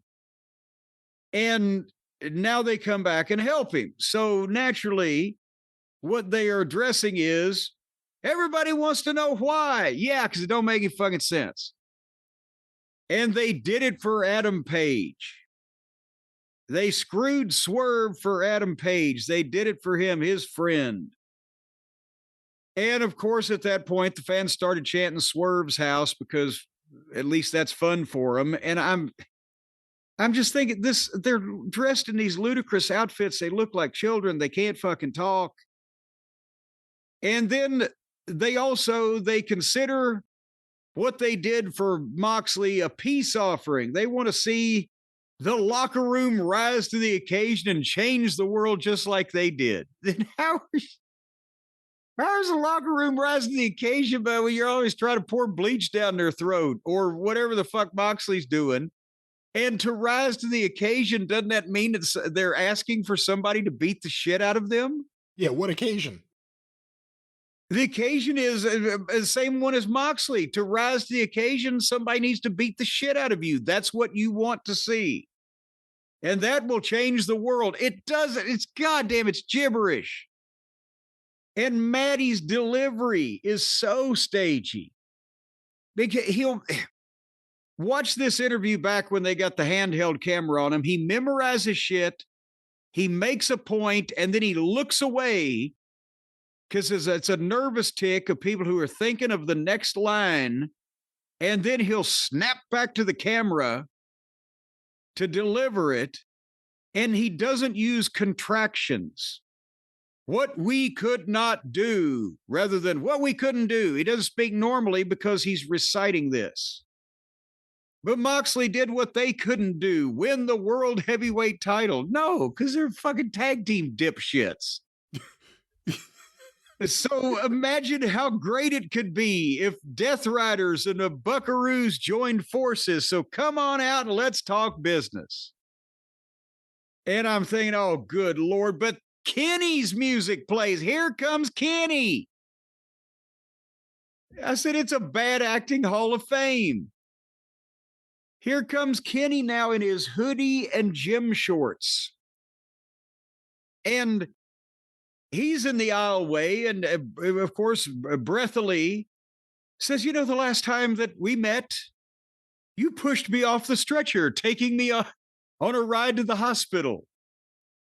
But fortunately, he then established, Brian, that he forgave them. He actually said it twice in the course of this speech.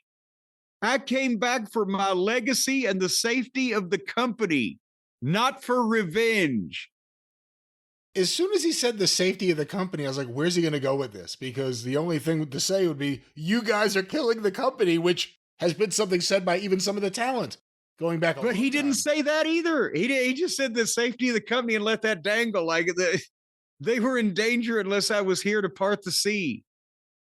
But they shot an angle where they turned on their best buddy and beat him up in the stomach where he had the diverticulitis, and the baby face comes back and forgives the heels. Has that ever been done before? No, we're good. We're good, guys. It's okay. I'm worried about my legacy and the safety of the company since they're all crippling each other. Maybe that's what he meant. But has that ever happened? They shot a turn angle, and then before they even fought the fucking guys, and no, it's okay. I forgive you.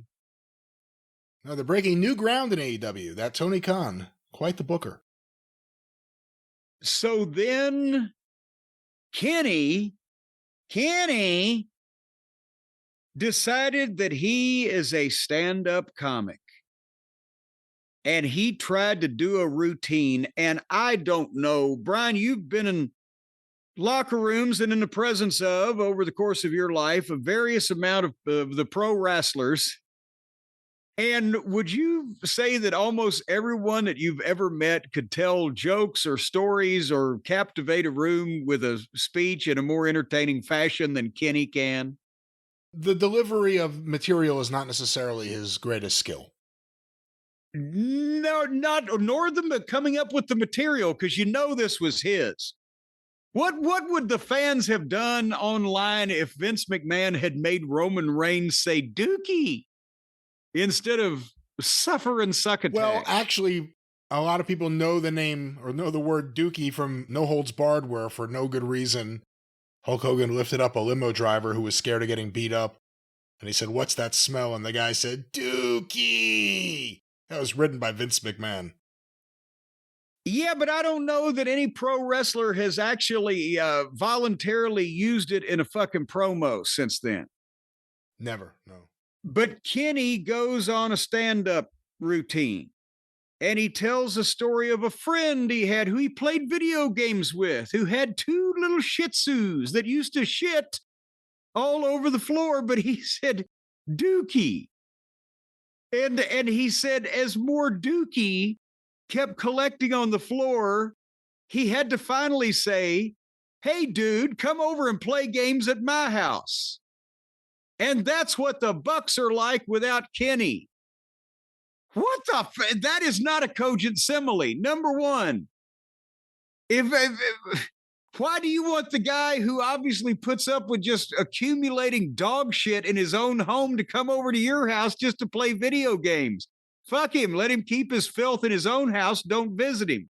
Secondly, it wasn't the most stunning fucking true life weave into an angle that we have heard in the shoot promo age, and the people are sitting there going, "What the fuck?" Then they started chanting lightly, "Dookie Dookie."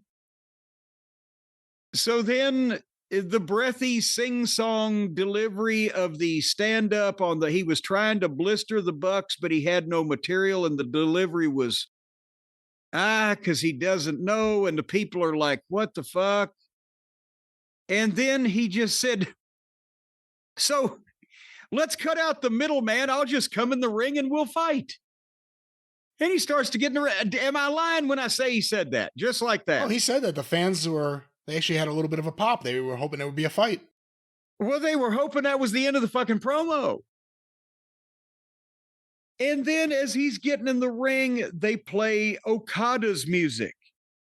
And here comes Okada to the ring. Brian, this was the best part. He looked like he was wearing an ill-fitting game warden suit. It looked like he had the giant pockets in the khaki color that they use to hold the bear repellent or whatever the fuck. And was it the right size? Was it? No, it was the right size for somebody, but not him. That was the least intimidating walk-in, whatever, a surprise appearance by a heel I've ever seen because of the outfit. And it was hanging off his stoop shoulders, but he wasn't moving his arms, was he? I seem to recall him just clump, clump, like the girl on Seinfeld. But he looked, again, like some kind of county game warden about to give you a ticket for fishing without a license, coming down in this, somebody... Do you think where they were in Baltimore, somebody took him to some discount store and ribbed him and said, "Oh, this is the style"? Where would you find something like that? I'm starting to think Okada just gets the game. And he said, "I'm going to get this guy to pay me all this money. And each week I'm going to show less effort and see at what point they say something." And then this week he just showed up. I've never seen a less intimidating look on a heel ever. It was like, here's my neighbor, Wilson. Like, just this fucking look. Like, what is he wearing? So, yeah, that was you wait till my brother gets off of work. How big a boy is he? So he comes out, but before that they can assault, attack, perpetrate, or penetrate Kenny, Swerve's music plays. And as they're watching for Smurf, that's Papa Smurf to you. I sound like Arthur Treacher, and now here's Mervin. As they were watching for Smurf from the front, coming out of the entryway, well, old Swerve swerved him, and he came in from behind with a chair, and the heels turned around and said, "Oh my God," and they just scared, and they bailed out with no contact. And they left the baby faces standing in the ring and the fans chanting Swerve's house. So then Kenny, he's smiling and, he leaves the ring and takes bows on the way out down the short aisleway. He's actually giving them the parade wave and taking the obligatory bow, but he has left the ring to Swerve, so that Swerve can now orate. So have we kept up with this, Brian? So we had the fucking plumber and his clown show, and they beat Shapoopy. And then the other ones came out, the Buckaroos, but they got run off by... Now, who ran them off? Hold Kenny. On here. Kenny, well, he didn't run them off. Swerve ran him off. Kenny was out there. Oh, well, Kenny was going to run them off, but Okada came out. That's right. Okada came out, and Swerve came out. Well, now Swerve's out there talking. And the first thing he said was, it's buck hunting season. And I swear to God, I was like, my God, this is a Looney Tune. Buck season, Moxley season, Buck season, Moxley season. And as soon as Swerve starts talking, I know that you might not believe this. You might think I'm making this up. Pac attacks Swerve from behind. And Nana is in the ring. Did you notice this? And again, I wish, I love Nana. I knew him in Ring of Honor. He's a nice guy. And I wish if he hadn't been listening to the show, and I understand people got lives, things to do, but somebody play him this part because I've been talking about how they continue to bury him. He's in a very awkward position as a babyface manager, but the people want to like him. And the things they do where they bury him, where he has to just watch, even though he's a grown man. And he just watches or he runs off or whatever, makes him look like a pussy. But in this case, this was so avoidable because Nana is standing in the ring watching Swerve do the promo, and on camera, you see Nana sees Pac coming and gets the oh shit face and doesn't warn Swerve, doesn't point and say, look behind you, doesn't try to run toward the impending attack. He shits himself and facially and jumps out of the ropes, out of the ring on the floor, and leaves his friend to get attacked from behind. He's not even going, hey, waving his arms, watch out. He just jumps out. That could have been avoided. He knows Pac is coming. And he ought to know if they bother to even talk through this, much less walk through this. He ought to know what direction he's coming from. Just be looking somewhere else while your man is talking and you're inciting the fans to chant or whatever you're doing. And again, you want to neutralize Swerve first. So yes, Pac should blister Swerve, and then Nana should turn around and Pac should punch Nana in the face and he can take a bump out on the floor. And then all is right with the world. But instead, Nana comes off as a guy that will bail on a friend at the first sign of fucking trouble in a heartbeat. And why do you want to like him? So then Pac starts standing on Swerve's face and the referee rolls into the ring and the announcers say, well, this match was scheduled and advertised. My God, we'll be right back after this. And that's when they take the break. So one would think, Brian, that when we come back on the other side of the break, we're going to be, there's a helicopter going over my house now, part of the rescue fucking operation. Do you hear that, Brian? I don't. Well, I do, and it's very loud and distracting. You would think that when they come back from the break, they'd be in the midst of a pitched battle, one would think, right? Because he's already been attacked, and of course, unless they're throwing this whole thing out and this match ain't going to take place, they probably they're pulling hair and gouging eyes and all kinds of stuff. They come back from the break. Pac is standing in the ring. Swerve is sitting in the corner with a pissed off look on his face. The announcers say that Pac punished Swerve Strickland throughout the entire break. And now the referee says, okay, and rings the bell. And Swerve jumps up and levels Pac with one fucking boot. So let me understand the logic of this. Yes, their match was advertised. Okay. And while Swerve's in the ring, Pac jumps on him.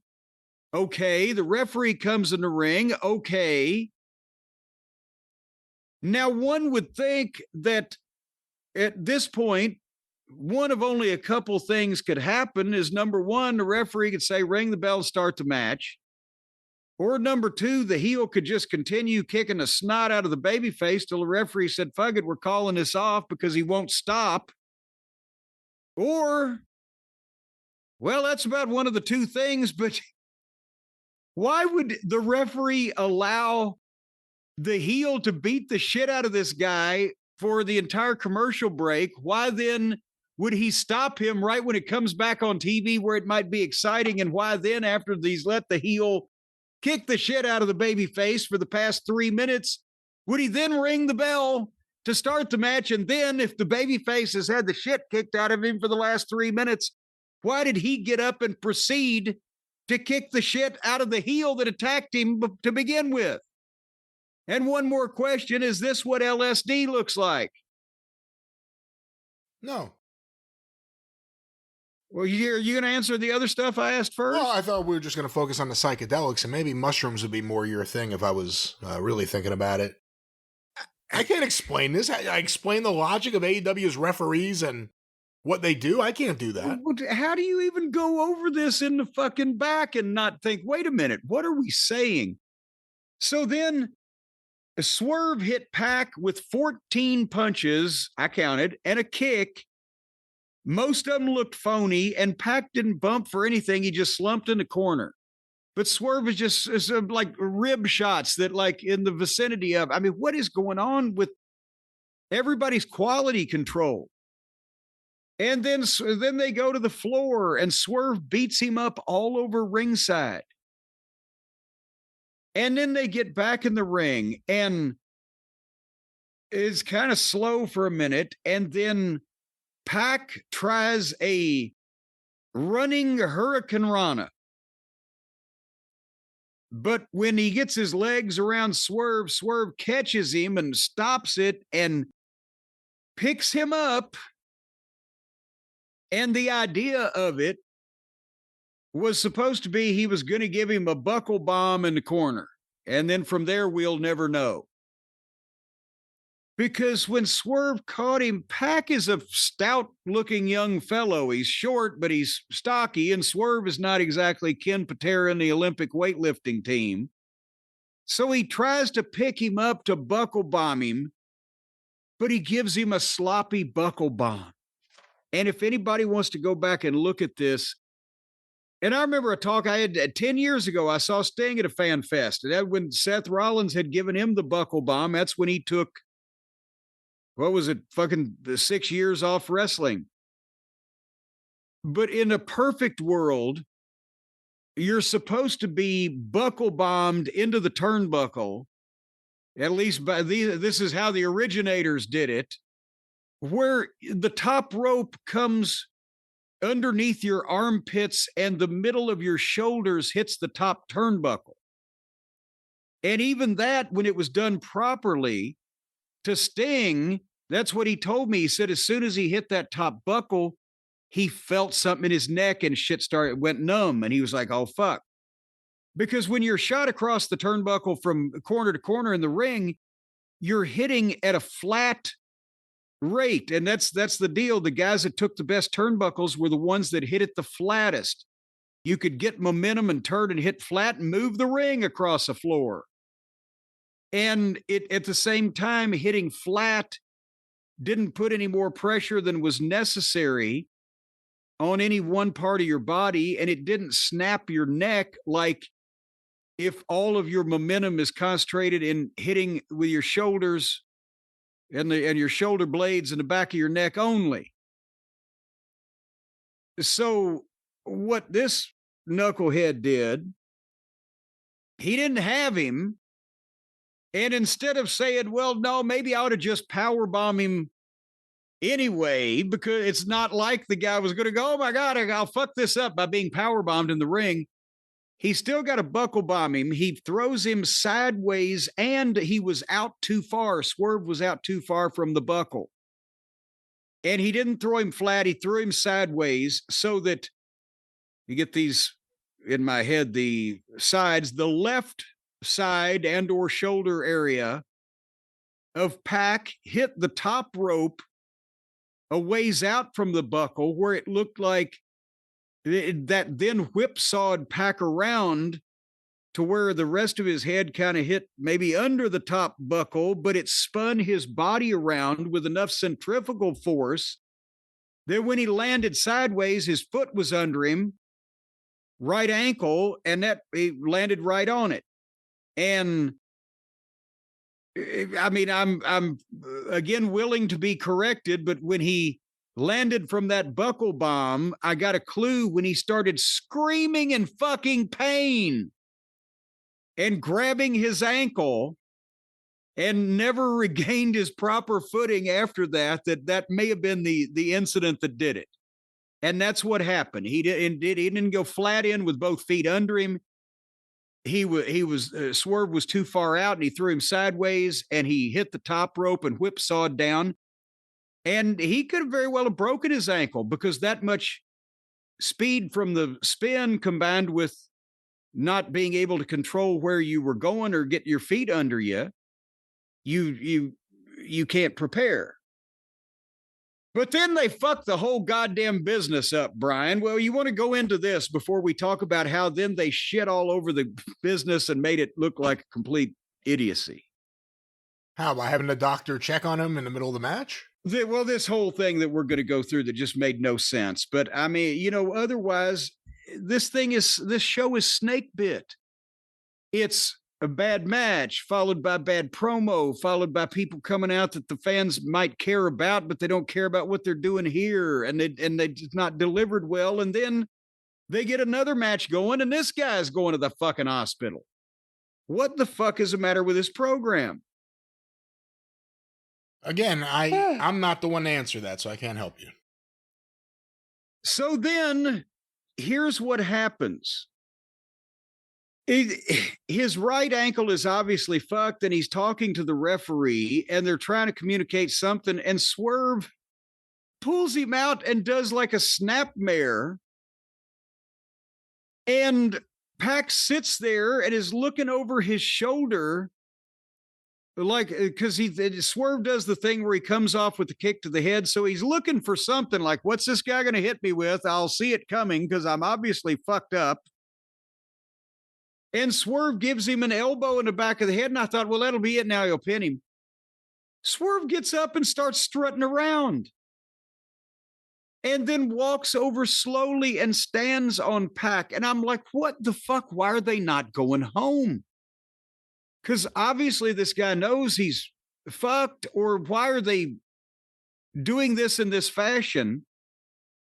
And then there's some more talking, but Pac is trying to get up. He can't stand up, so he rolls to the floor. Well, now it is obvious to the entire building and the television audience that this guy can't stand up. And he rolls out to the floor, and the doctor comes up and is checking, and the referee's not counting. What the hell is the matter? You're telling people, oh my God, I'm unplanned hurt in the middle of this fake presentation, and we don't know whether we're about to resume our goddamn normal programming. But also, for the sake of this guy's going to get further injured, he leaves the doctor and rolls back in the ring and hops on one foot twice into a super kick. Which one would think maybe somebody has buzzed the referee, tell Swerve just beat him. So he hops into the super kick and he goes down and Swerve goes the top rope. I think, my God, you just super kicked him, cover him. He goes to the top rope and Pac has to turn around and sit up and stare at this fucking guy. He's already got who knows what wrong with his ankle. And now he's got to sit there and stare at this guy. Well, this guy takes forever to stand on the top rope and do the double stomp off. Boom, then 1, 2, 3. And it will break this down in a second, what they could have done. But the end result that they got was this gutsy heel shoved the doctor away and returned to fight on one leg so that the babyface could take advantage of it and beat a cripple.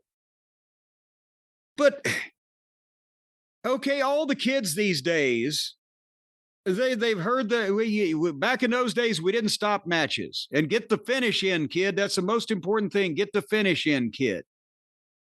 But because, unfortunately, none of the current crop of talent maybe has heard in detail directly from some of those veterans said, we didn't stop the match. You got to get the finish in, kid. That it doesn't mean you have to get the planned finish in It means you need to get a finish in. The finish them. Who's supposed to win? Who's supposed to lose? Give me a 1, 2, 3. That you can get in. But you don't. When he came down and he fucking knew his ankle was fucked, you can buy a little time by him selling in the corner and the referee coming in and him telling the referee and the referee conveying to Swerve, I'm fucked, back up. And the referee can kill a second by backing him up, and Swerve could get him chanting Swerve's house. And then the referee has a good 15 seconds to go over there and say, can you go on with this or are you fucked? And considering the fact that he never did stand up after that, I would think that Pac would probably already know that he was somewhat injured. So when Swerve brought him out of the corner and gave him a snapmare and he's sitting there, he could give him the kick in the back of the head and cover 1, 2, 3, he's going to win anyway. But he didn't. He started hot dogging. What is the conversation like in the ring? Did Pac just say, no, it's only a flesh wound? And then when he rolls to the floor, the referee has to start counting. The doctor's checking on the guy, yes, but the referee has to start counting, because how do you ever have a count out if the guy can just roll to the floor and say, let me let the doctor work on me for a little while? If this was legitimate, because that's another reasoning behind always getting the finish in. You didn't want to do something to expose the business. You didn't want the wrong guy to win a match, whatever. But this was both exposing the business and risking the guy getting further hurt. When the doctor, do they want to institute a rule where if a wrestler signals something, that he gets 15 seconds to confer with the ringside physician before the count starts? And close the loophole. A guy can't break up a cover or submission hold by signaling that, because the opponent cannot be in contact with his body at the time he calls for it. It has to be during a break after a bad fall or whatever. You could put something like that in and give him a chance. But otherwise, referee count, it's a shoot. And it seems like that it wouldn't have been that difficult for Pac to tell Swerve, I'm fucked, beat me now. And then after he rolled out in the doctor conference, when he comes back in hopping on one fucking foot, you just super kicked him. Cover him. But already the business is exposed, because everything's come to a complete halt, while suddenly in the middle of this fake bullshit, the guy's really hurt. So we got to stop everything. But that was the meaning behind, in the old days, get the finish in, get a finish in.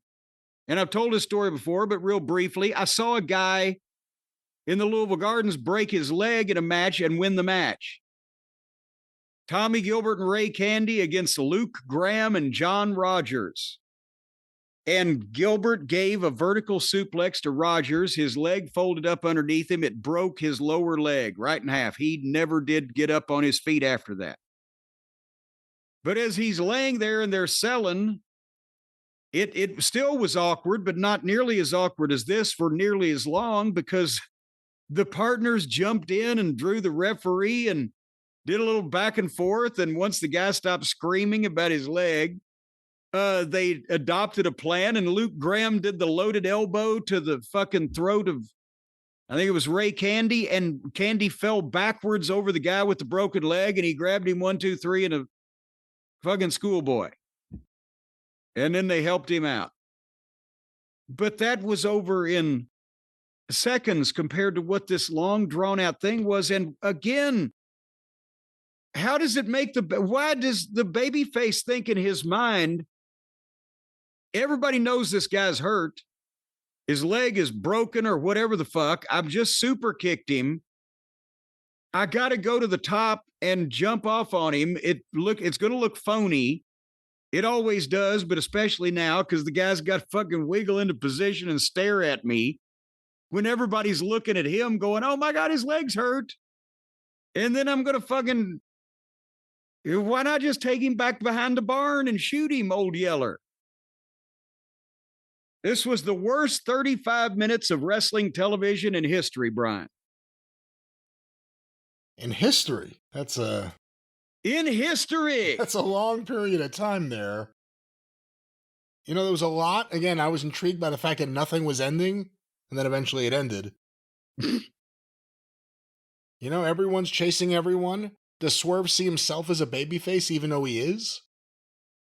Because, like you said, you would understand the philosophy of the babyface needing to hit his downed opponent after he's hurt to win. Like, just the whole thing didn't make any sense.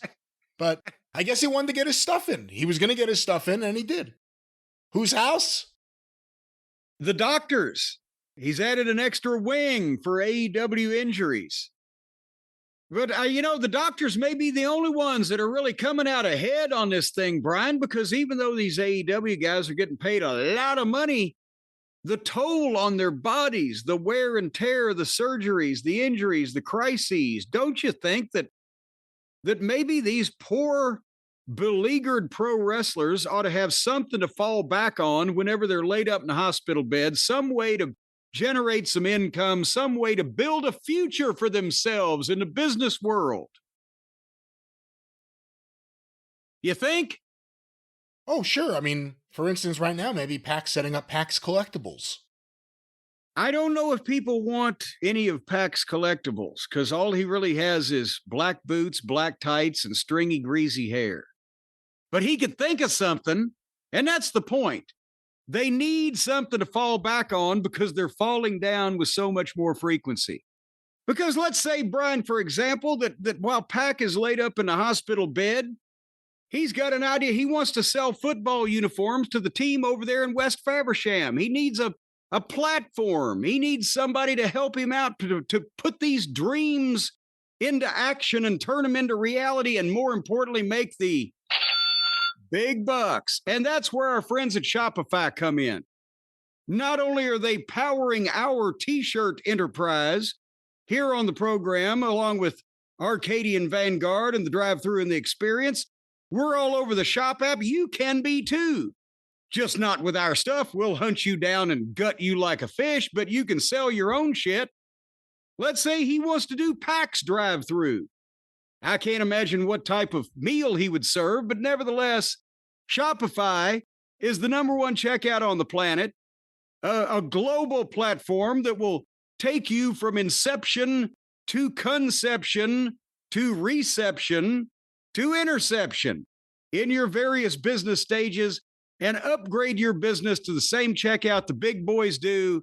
Find your customers wherever they may be hiding around the world. And I'm telling you what, you might have penguins on an island in the Antarctic sending you whale blubber that have got to be converted into good old American currency. Shopify can help that out too. Well, no. And as a matter of fact, they only charge. Let's not say things. No, they only charge £5 on the blubber conversion. There is no blubber conversion. This is something for some other app. But Shopify, the shop store, that's where you want to be, and Shopify is the partner you want to make sure you can sell your goods all across the Shopify world. All over my body and all over the world with your products and your services and your fine items that Shopify is going to help you once you're under their umbrella.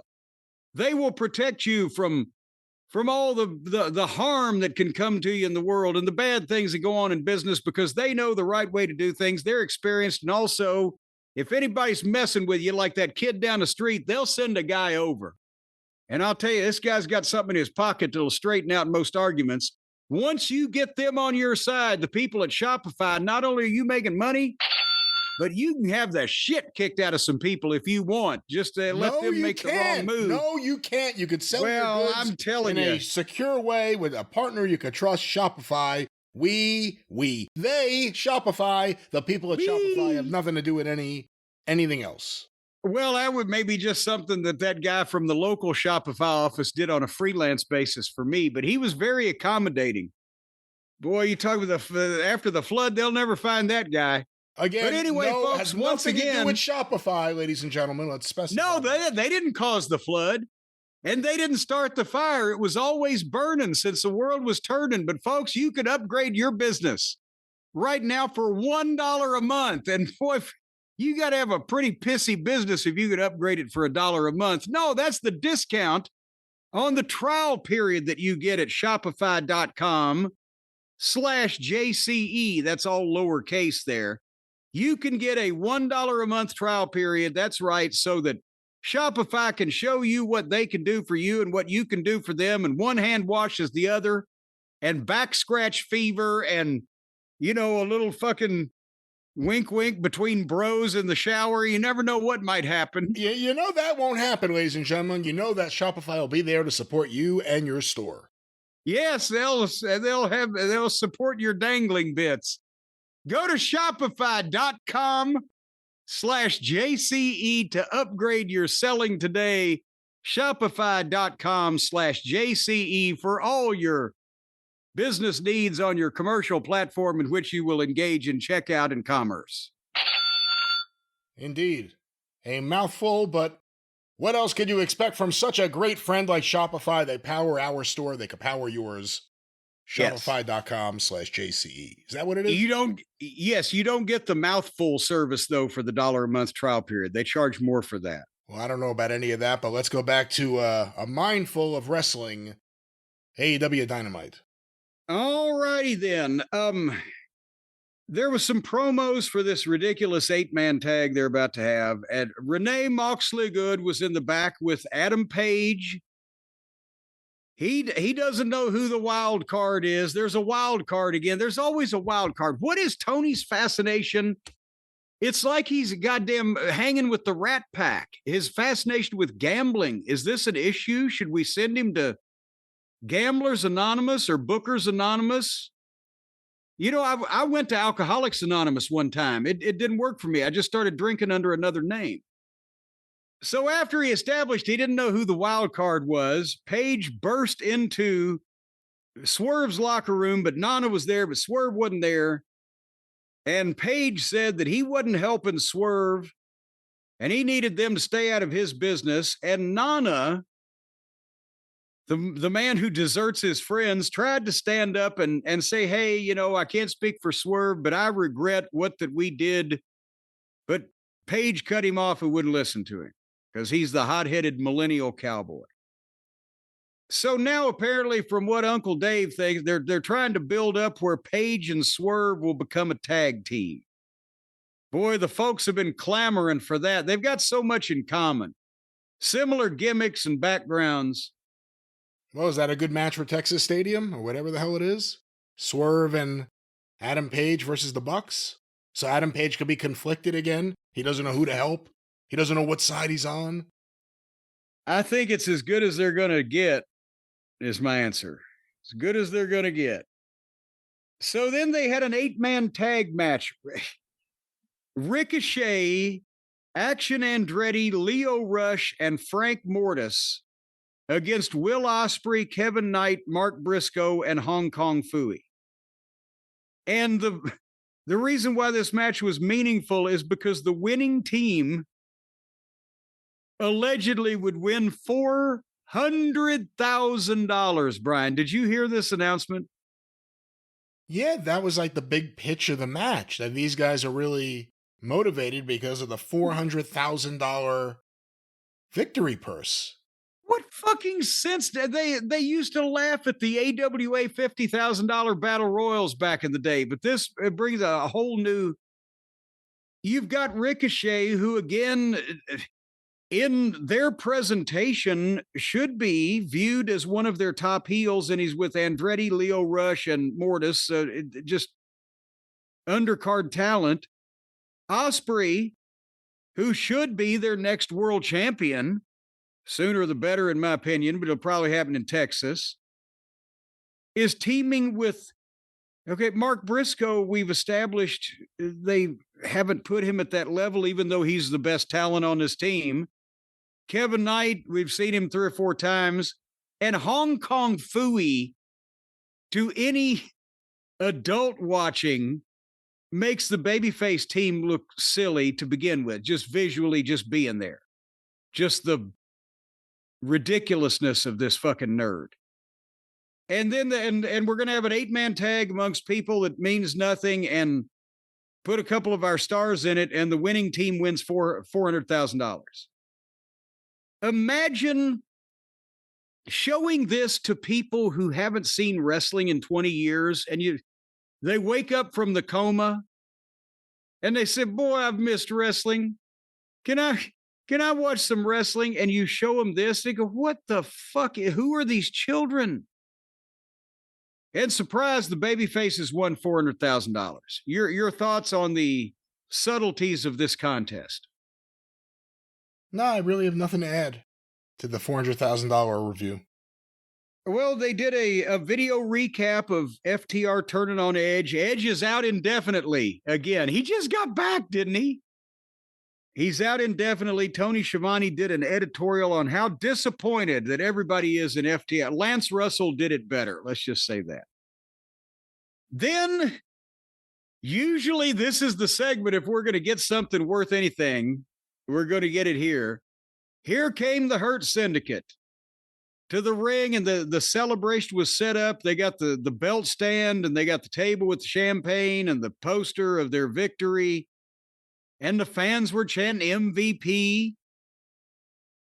And, MVP made the announcement that punks jump up to get beat down.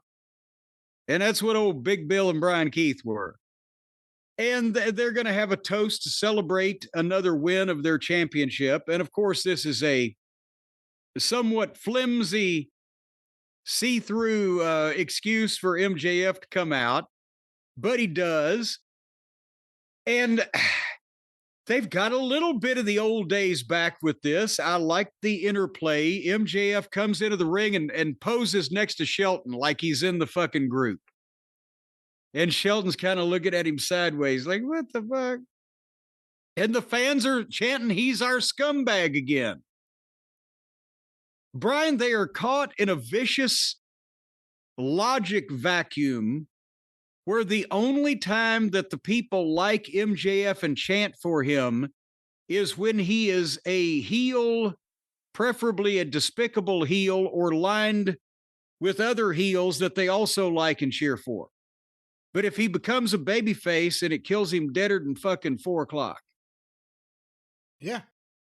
Yeah. So MJF says, that's right, we hurt people, baby.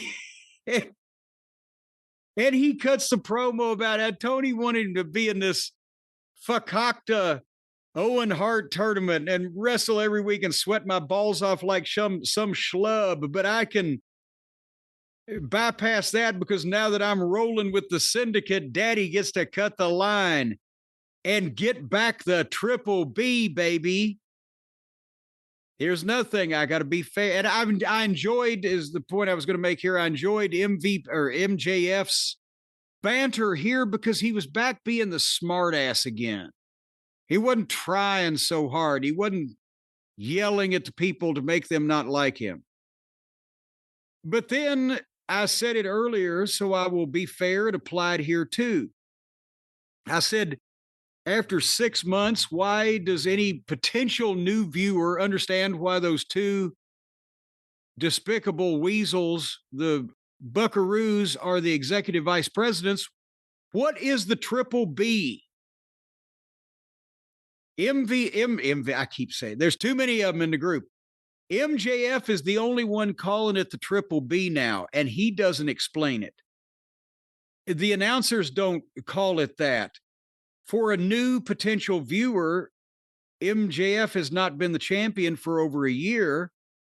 Would they know what the Triple B is? Would it have more impact if not only MJF just dropped that in, that beautiful AEW World Championship belt that I redesigned and christened every once in a while, so everybody's up on what the fuck he's talking about? Or is this another case of the Bill Watts thing where he'd send out a memo, gentlemen, I know you're all superstars and all the fans know everything, but see what I'm saying? Yeah, I mean, but we haven't even seen the title in almost a year, so who knows what it looks like? And Moxley does not look like a fastidious housekeeper. But what was the Triple B? That was his belt. Well, it was but what did it stand for? It was the Burberry blowjob what was it? Belt. I don't know. See? Big Burberry belt Or brown something like that. belt?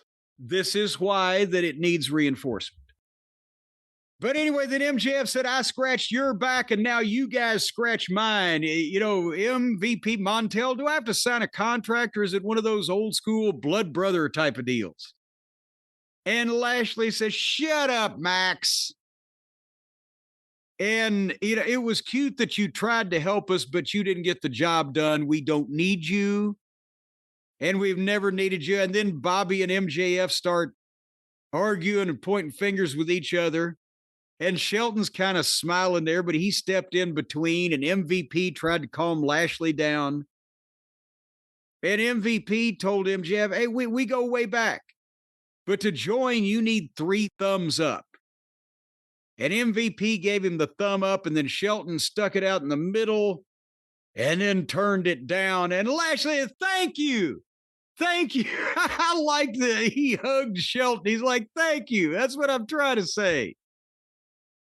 And they took the belts and they left the ring, and MVP just shrugs at MJF, right? What are you going to do? So we still don't, but again, I like this, and it'll help MJF instead of having to go out there and just scream at people all the time because he's being penalized because he's still one of the better speakers in the company, but nobody cares about any of his shit before. But that was that. Yeah, I really like that. I've liked everything with MJF and the Hurt Syndicate so far. I think it's bringing out the best of Bobby Lashley. We're actually getting to see some fire in promos and stuff. And Shelton standing there bemused by the whole thing. MJF should show up dressed like them. Like wearing like a really nice 3-piece suit just to fit in a little more. But I've enjoyed all of this a lot. Well, and then I'll jump ahead because to keep the continuity going, which is more than I can say for this program. Later on, they were in the back with Alicia Atut with the Hurts, and Lashley was telling, you know, MVP and everybody, hey, MJF can't be trusted. We don't like him. We don't need him. And Shelton's like, yeah, but little George Costanza's kind of funny. And then, but again, a lot of these wrestlers are nearsighted apparently these days because Shelton and Bobby, under some flimsy pretense, they leave the promo, and within 5 seconds, there's a knock at the door and MJF comes in. And MJF's asking MVP, do I look like a female dog to you? Why did they treat me like a punk bitch? And this was good with MVP. Your reputation precedes you. That's why. But this is business. In business, find out what your consumer wants and give it to him. And then he walks out and leaves MJF there to ponder that word of wisdom. So there's still something going on here. So at least we don't have to watch him interact with other people. Anyway, they had Thunder Rosa and Chris Statlander in the Owen Hart Tournament female division. I'm sure Owen would be pleased. And then we got to the Chris Jericho segment. And Brian, have you heard that apparently old Chris Jericho is taking some time off? It may be time for a break just to make sure that his gimmick isn't getting worn out. What the... We'll talk about a couple different things, but the idea that he was the Ring of Honor champion, even though he was the antithesis of everything that the Ring of Honor fan base, big, small, good, bad, or indifferent, would have ever looked for in the Ring of Honor world champion, was because since he had a name, Tony was shopping a TV deal for Ring of Honor, right? That was the reasoning, that he's a big name and it would help get a TV deal. Well, he just lost the Ring of Honor belt and now he's taking time off. I think that sounds like it's bad news for the Ring of Honor TV deal. And didn't Tony Khan already said he's not gonna do business with somebody outside the WBD umbrella? So what did he think, that they were going to put another show of his, Ring of Honor, on one of their networks when the numbers for what he had were dropping? You're broke up over the Ring of Honor World Title situation, aren't you? I can't explain Tony's Your head. There's little Tweety birds just wandering like me, just circling around your head. What is happening here? I don't think there's anyone who was involved in Ring of Honor in any of the previous owners, under any of the previous owners, or anyone who followed it who thinks Tony's doing a good job with it or has any idea what he's doing with it. Well, Jericho was in the ring for this one. And it was the TV time with the learning tree set, and he's got the trees and he's got the monitor. And I haven't enjoyed watching Jericho come out since he dropped Judas. At least we could hear the song. I'm becoming irrelevant in the ring. So Jericho was kind of morose that he lost the Ring of Honor title, but he was, unfortunately penalized by the assistance of the stooge mother of Bandito. And he has his family, but I have mine, and I want to bring my family out right now. And he introduced Big Bill and Brian Keith. And Jericho starts prefacing by saying, well, you guys didn't win the tag team title either, and Big Bill shut him up. And Brian, you saw this interview, right? Did you pay any attention, or did it could just kind of fly by you like a lot of the Jericho stuff? No, I watched this. I wanted to see if this was going to be the big turn for Big Bill and Brian Keith, where they'd become baby faces sick of Chris Jericho. And for a minute, I thought it may happen. Well, thankfully it didn't, because if they never replay any of this again, Big Bill should find all the copies of the tape and burn it.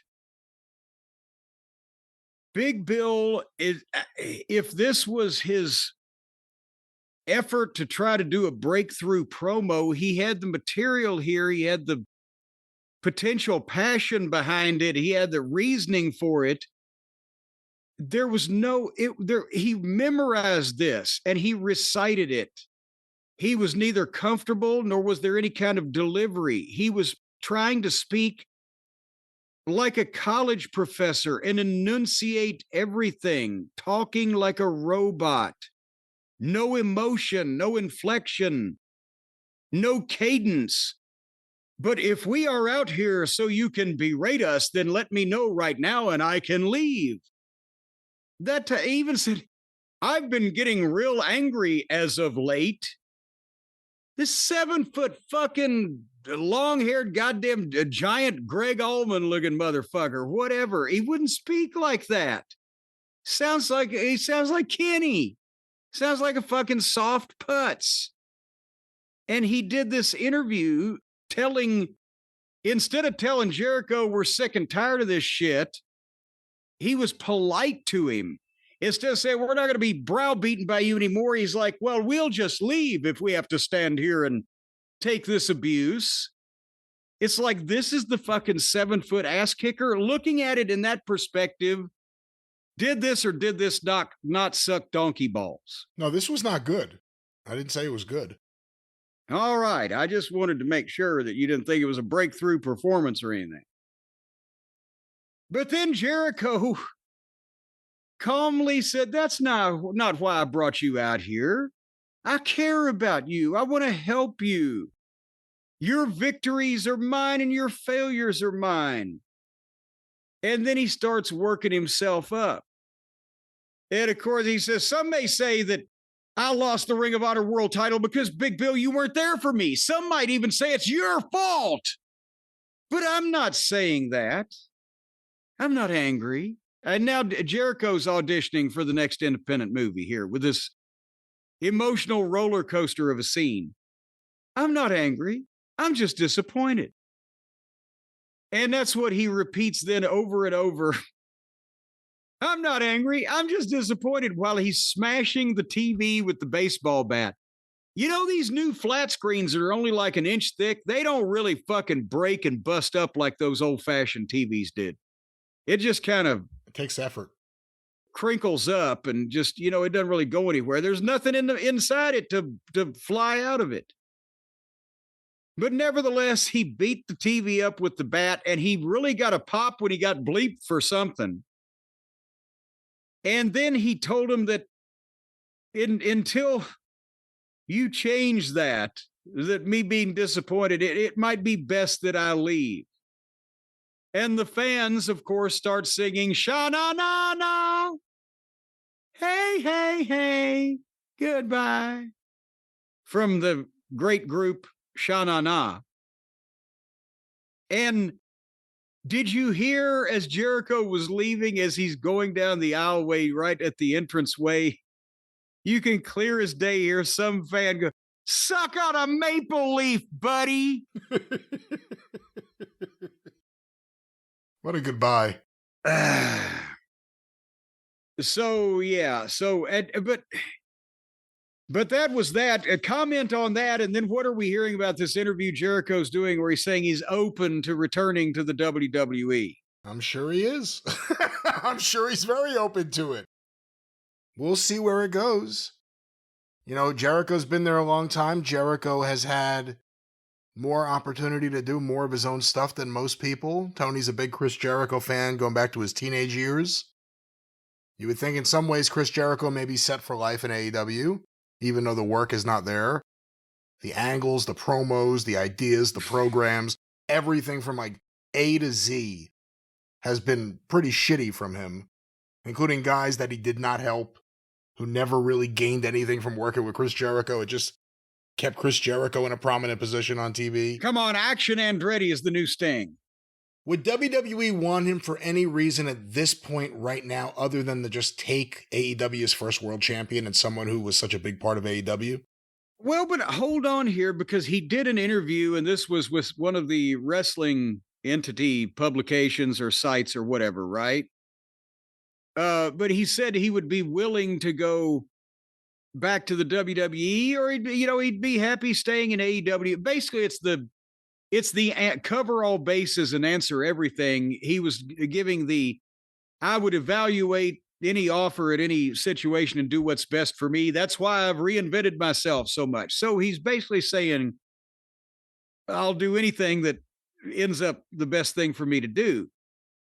But didn't he just announce a couple of years ago, because we were talking about it and laughing about it, that he signed a 10-year contract? And not only he, but Tony announced, signed a 10-year contract, because we were laughing. He'll be 62. So unless Tony was to let him out of that contract, which at some point he may very well want to, then he wouldn't be able to go back to the WWE. When he's 62 years old, he might get inducted in the Hall of Fame. That will come to a point somewhere down the road. But right now, I would have to think that there would probably be, unless the personal aspect comes into it, all things being equal, I don't know how he left him or what the relationship is. But if I was the WWE, I'd say if we can get Chris Jericho to do 5 matches in the next couple of years, it would be a pay-per-view, WrestleMania, whatever. It might be worth doing something of a reasonable amount of money and merchandise and etc. And some television appearances where he wasn't wrestling. But I think just for the nostalgia value, I don't know at this point. Punk is a nostalgia run almost at this point, and he's 10 years younger than Jericho. So would they want to put Jericho in a position where the people would see through it because he's wrestling even once or twice a month?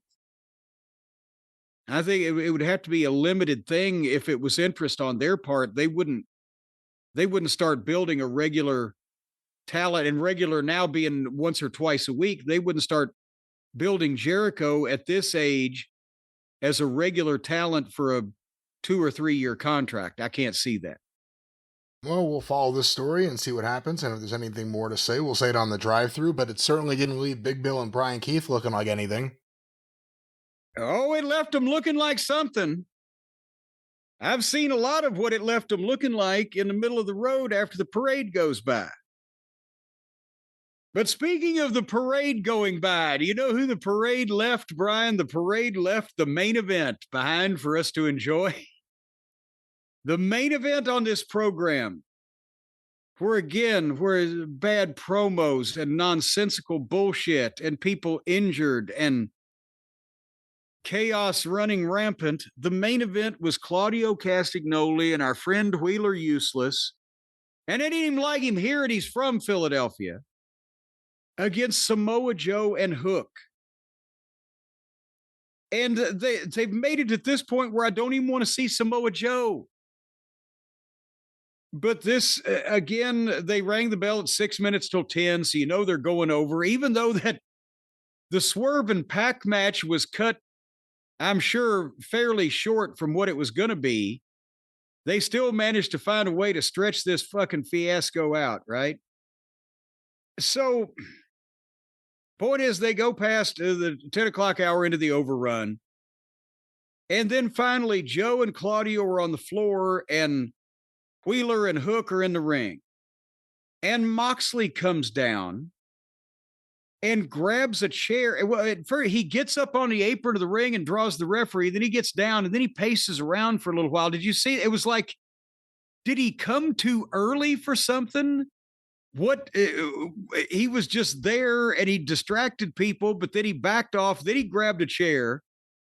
Then Shapoopy came down and grabbed Moxley in a sleeper, and Joe got Claudio in a choke on the floor. They were outside the ring, and then Hook got Wheeler in the choke, the red rum, and Wheeler tapped out because that's his function in that group. But then Marina Schaefer comes in and starts getting on everybody, and the heels get back up and beat up the baby faces. And at this point, and I didn't even see this went around on Twitter the day after.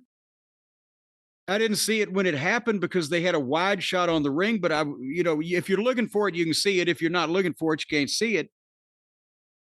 But apparently, as they're getting heat on the baby faces before Samoa Joe comes in with a chair and runs the heels off, Hook was down selling, and he puked. He threw up chunks in the ring right before Claudio picked him up and did the spot where they picked him up and dropped him stomach first on the folding chair.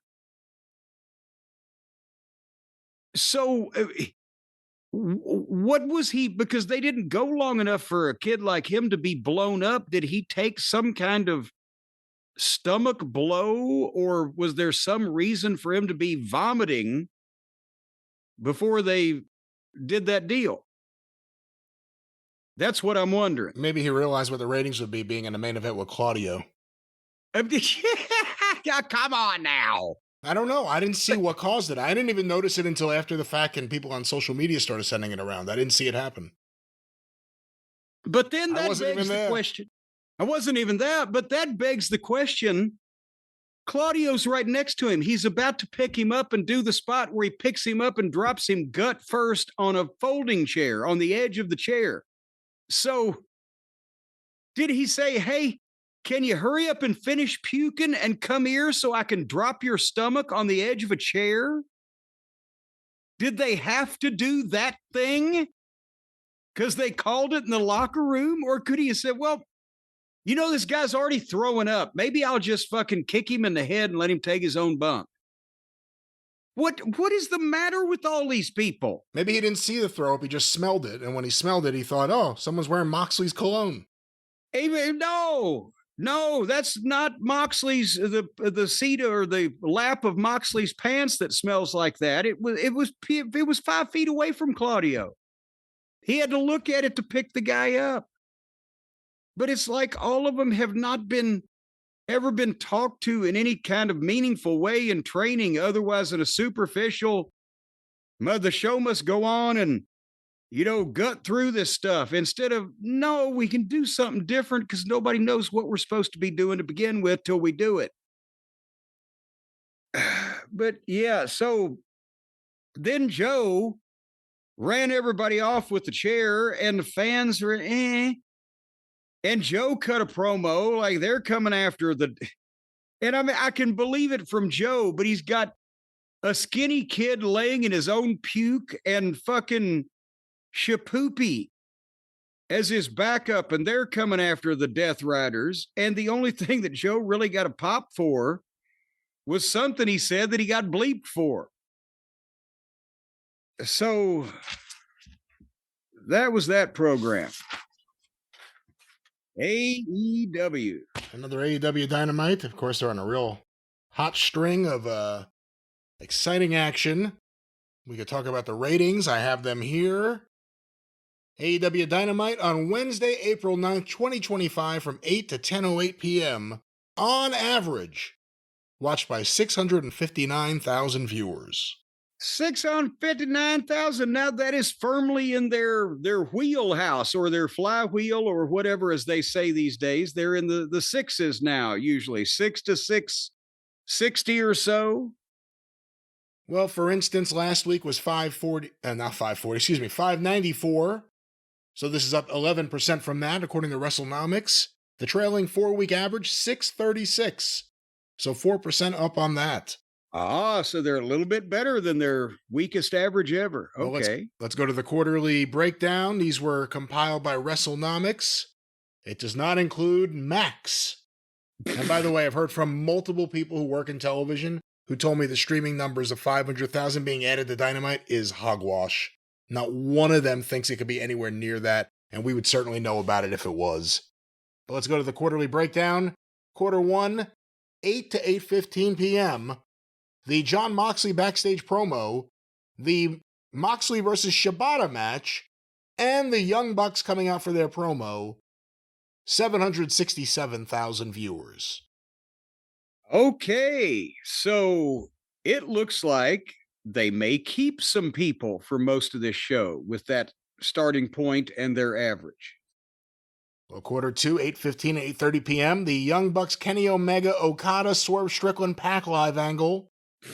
That's a way to put it. An ad break, and the start of Pac versus Swerve Strickland, 698,000 viewers. Okay, I got to be honest with you. That's exceptional because they only lost 69,000 people after 15 minutes of that opening drivel that we were subjected to. That's a gift right there. I applaud them for that accomplishment. We go now to quarter 3, 8:30 to 8:45 p.m. The dribble continues. The continuation of Pac versus Strickland. Ricochet and Crew and Beast Mordos and Will Ospreay and Mark Briscoe and Kevin Knight and Mike Bailey backstage angle. An ad break. The Billy Starks Mercedes Moné Harley Cameron backstage angle. I missed that.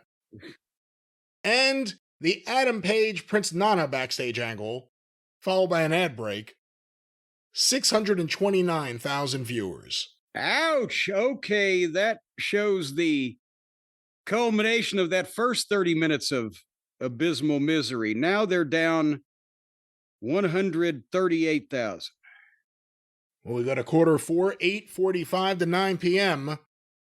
Kevin Knight, Mark Briscoe, Mike Bailey, and Will Ospreay versus Crew and Ricochet and Beast Mortos with picture-in-picture. 604,000 viewers. Wow. And it keeps going. Now they got to jump up here again to get to their average, I would think, here pretty soon. So they're at the top of the hour. Did they get a big pickup? Well, we were at the big 9 o'clock hour, quarter 5, 9 to 9:15 p.m. The finish of the aforementioned 8-man tag match. MJF and the Hurt Syndicate's live angle. Megan Bayne and Penelope Ford's backstage promo. And an ad break. 688,000 viewers. Holy shit, that is the biggest jump they've had at the top of the hour in my memory that I can recall since we've been doing this. They never pick up 84,000 people. Well, we go now to quarter 6, 9:15 to 9:30 p.m. Thunder Rosa versus Chris Statlander with picture-in-picture. You did not review that match. Yeah. 692,000 viewers. It picked up 4,000 people. Okay, now something's happening here in hour 2. They're setting the world on fire. We go now to quarter 7, 9:30 to 9:45 p.m. The finish of Rosa versus Statlander, Don Callis' backstage promo, the Paragon backstage promo. What the fuck's the Paragon? I don't know. I was zoning out at that point. The Learning Tree Live promo, and Anthony Bowens' promo. 670,000 viewers. This is an odd show because they have now, except for their strong open, quarter 2 and 3 were 698 and 629. Quarter 6 and 7 are 692 and 670. They never do better in the second hour than they do in the first. It has never happened, yet here they are. What a wonderful time to be alive. Well, we go to quarter 8, and I remind you, we have an 8-minute overrun. 9:45 to 10 p.m., the Hurt Syndicate MJF backstage angle. That's when MJF walked into the room after they left. Yeah. An ad break. The Chris Jericho Learning Tree angle. And the start of the Death Riders versus the Ops. With picture-in-picture. 576,000 viewers. 8-minute overrun, more Ops versus Death. 568,000 viewers. Ouch. Okay. So the people finally said at this point, we know what's going to be on the rest of the show. So they lost 102,000 people from quarter 7 to the overrun. But bravo on them for somehow getting people to watch the second hour of their show for the first time in history. It's well over the 90-day trend line, as you've been pointing out here without seeing the graph. It's well above it for that second hour, so something happened. Either that, or MJF and the Hurt Syndicate stuff is getting some interest, which I could see, and Thunder Rosa and Chris Statlander asked every relative they have to please watch in the 9 o'clock hour. We'll be on at some point. I really don't Statlander brought the Alpha Centauri audience into it. No, Andromeda. That's a much bigger... I thought she was from Alpha Centauri. No, that's where they were going on Lost in Space. Yeah, she's from the Andromeda Galaxy. Yeah, well, that's an even bigger galaxy. So there's a lot of people there. I believe it's in Suffolk County. But that was AEW Dynamite's ratings. Well, and this was the Jim Cornette experience from a disaster area. Did we get through it? Apparently not. The mute button didn't, but we did, and we got through it. And congratulations, once again, you survived another disaster. I'm a disaster survivor and a COVID survivor. And folks, now you are a Jim Cornette experience survivor, and we're going to be back in a couple of days with the drive-through. Next week with the experience. We're coming up on WrestleMania. Dark Side of the Ring next week. All the wrestling programs. You can't afford to miss a minute. If you miss a minute, you miss a lot. But in the meantime and in between time, thank you, fuck you, and bye-bye, everybody.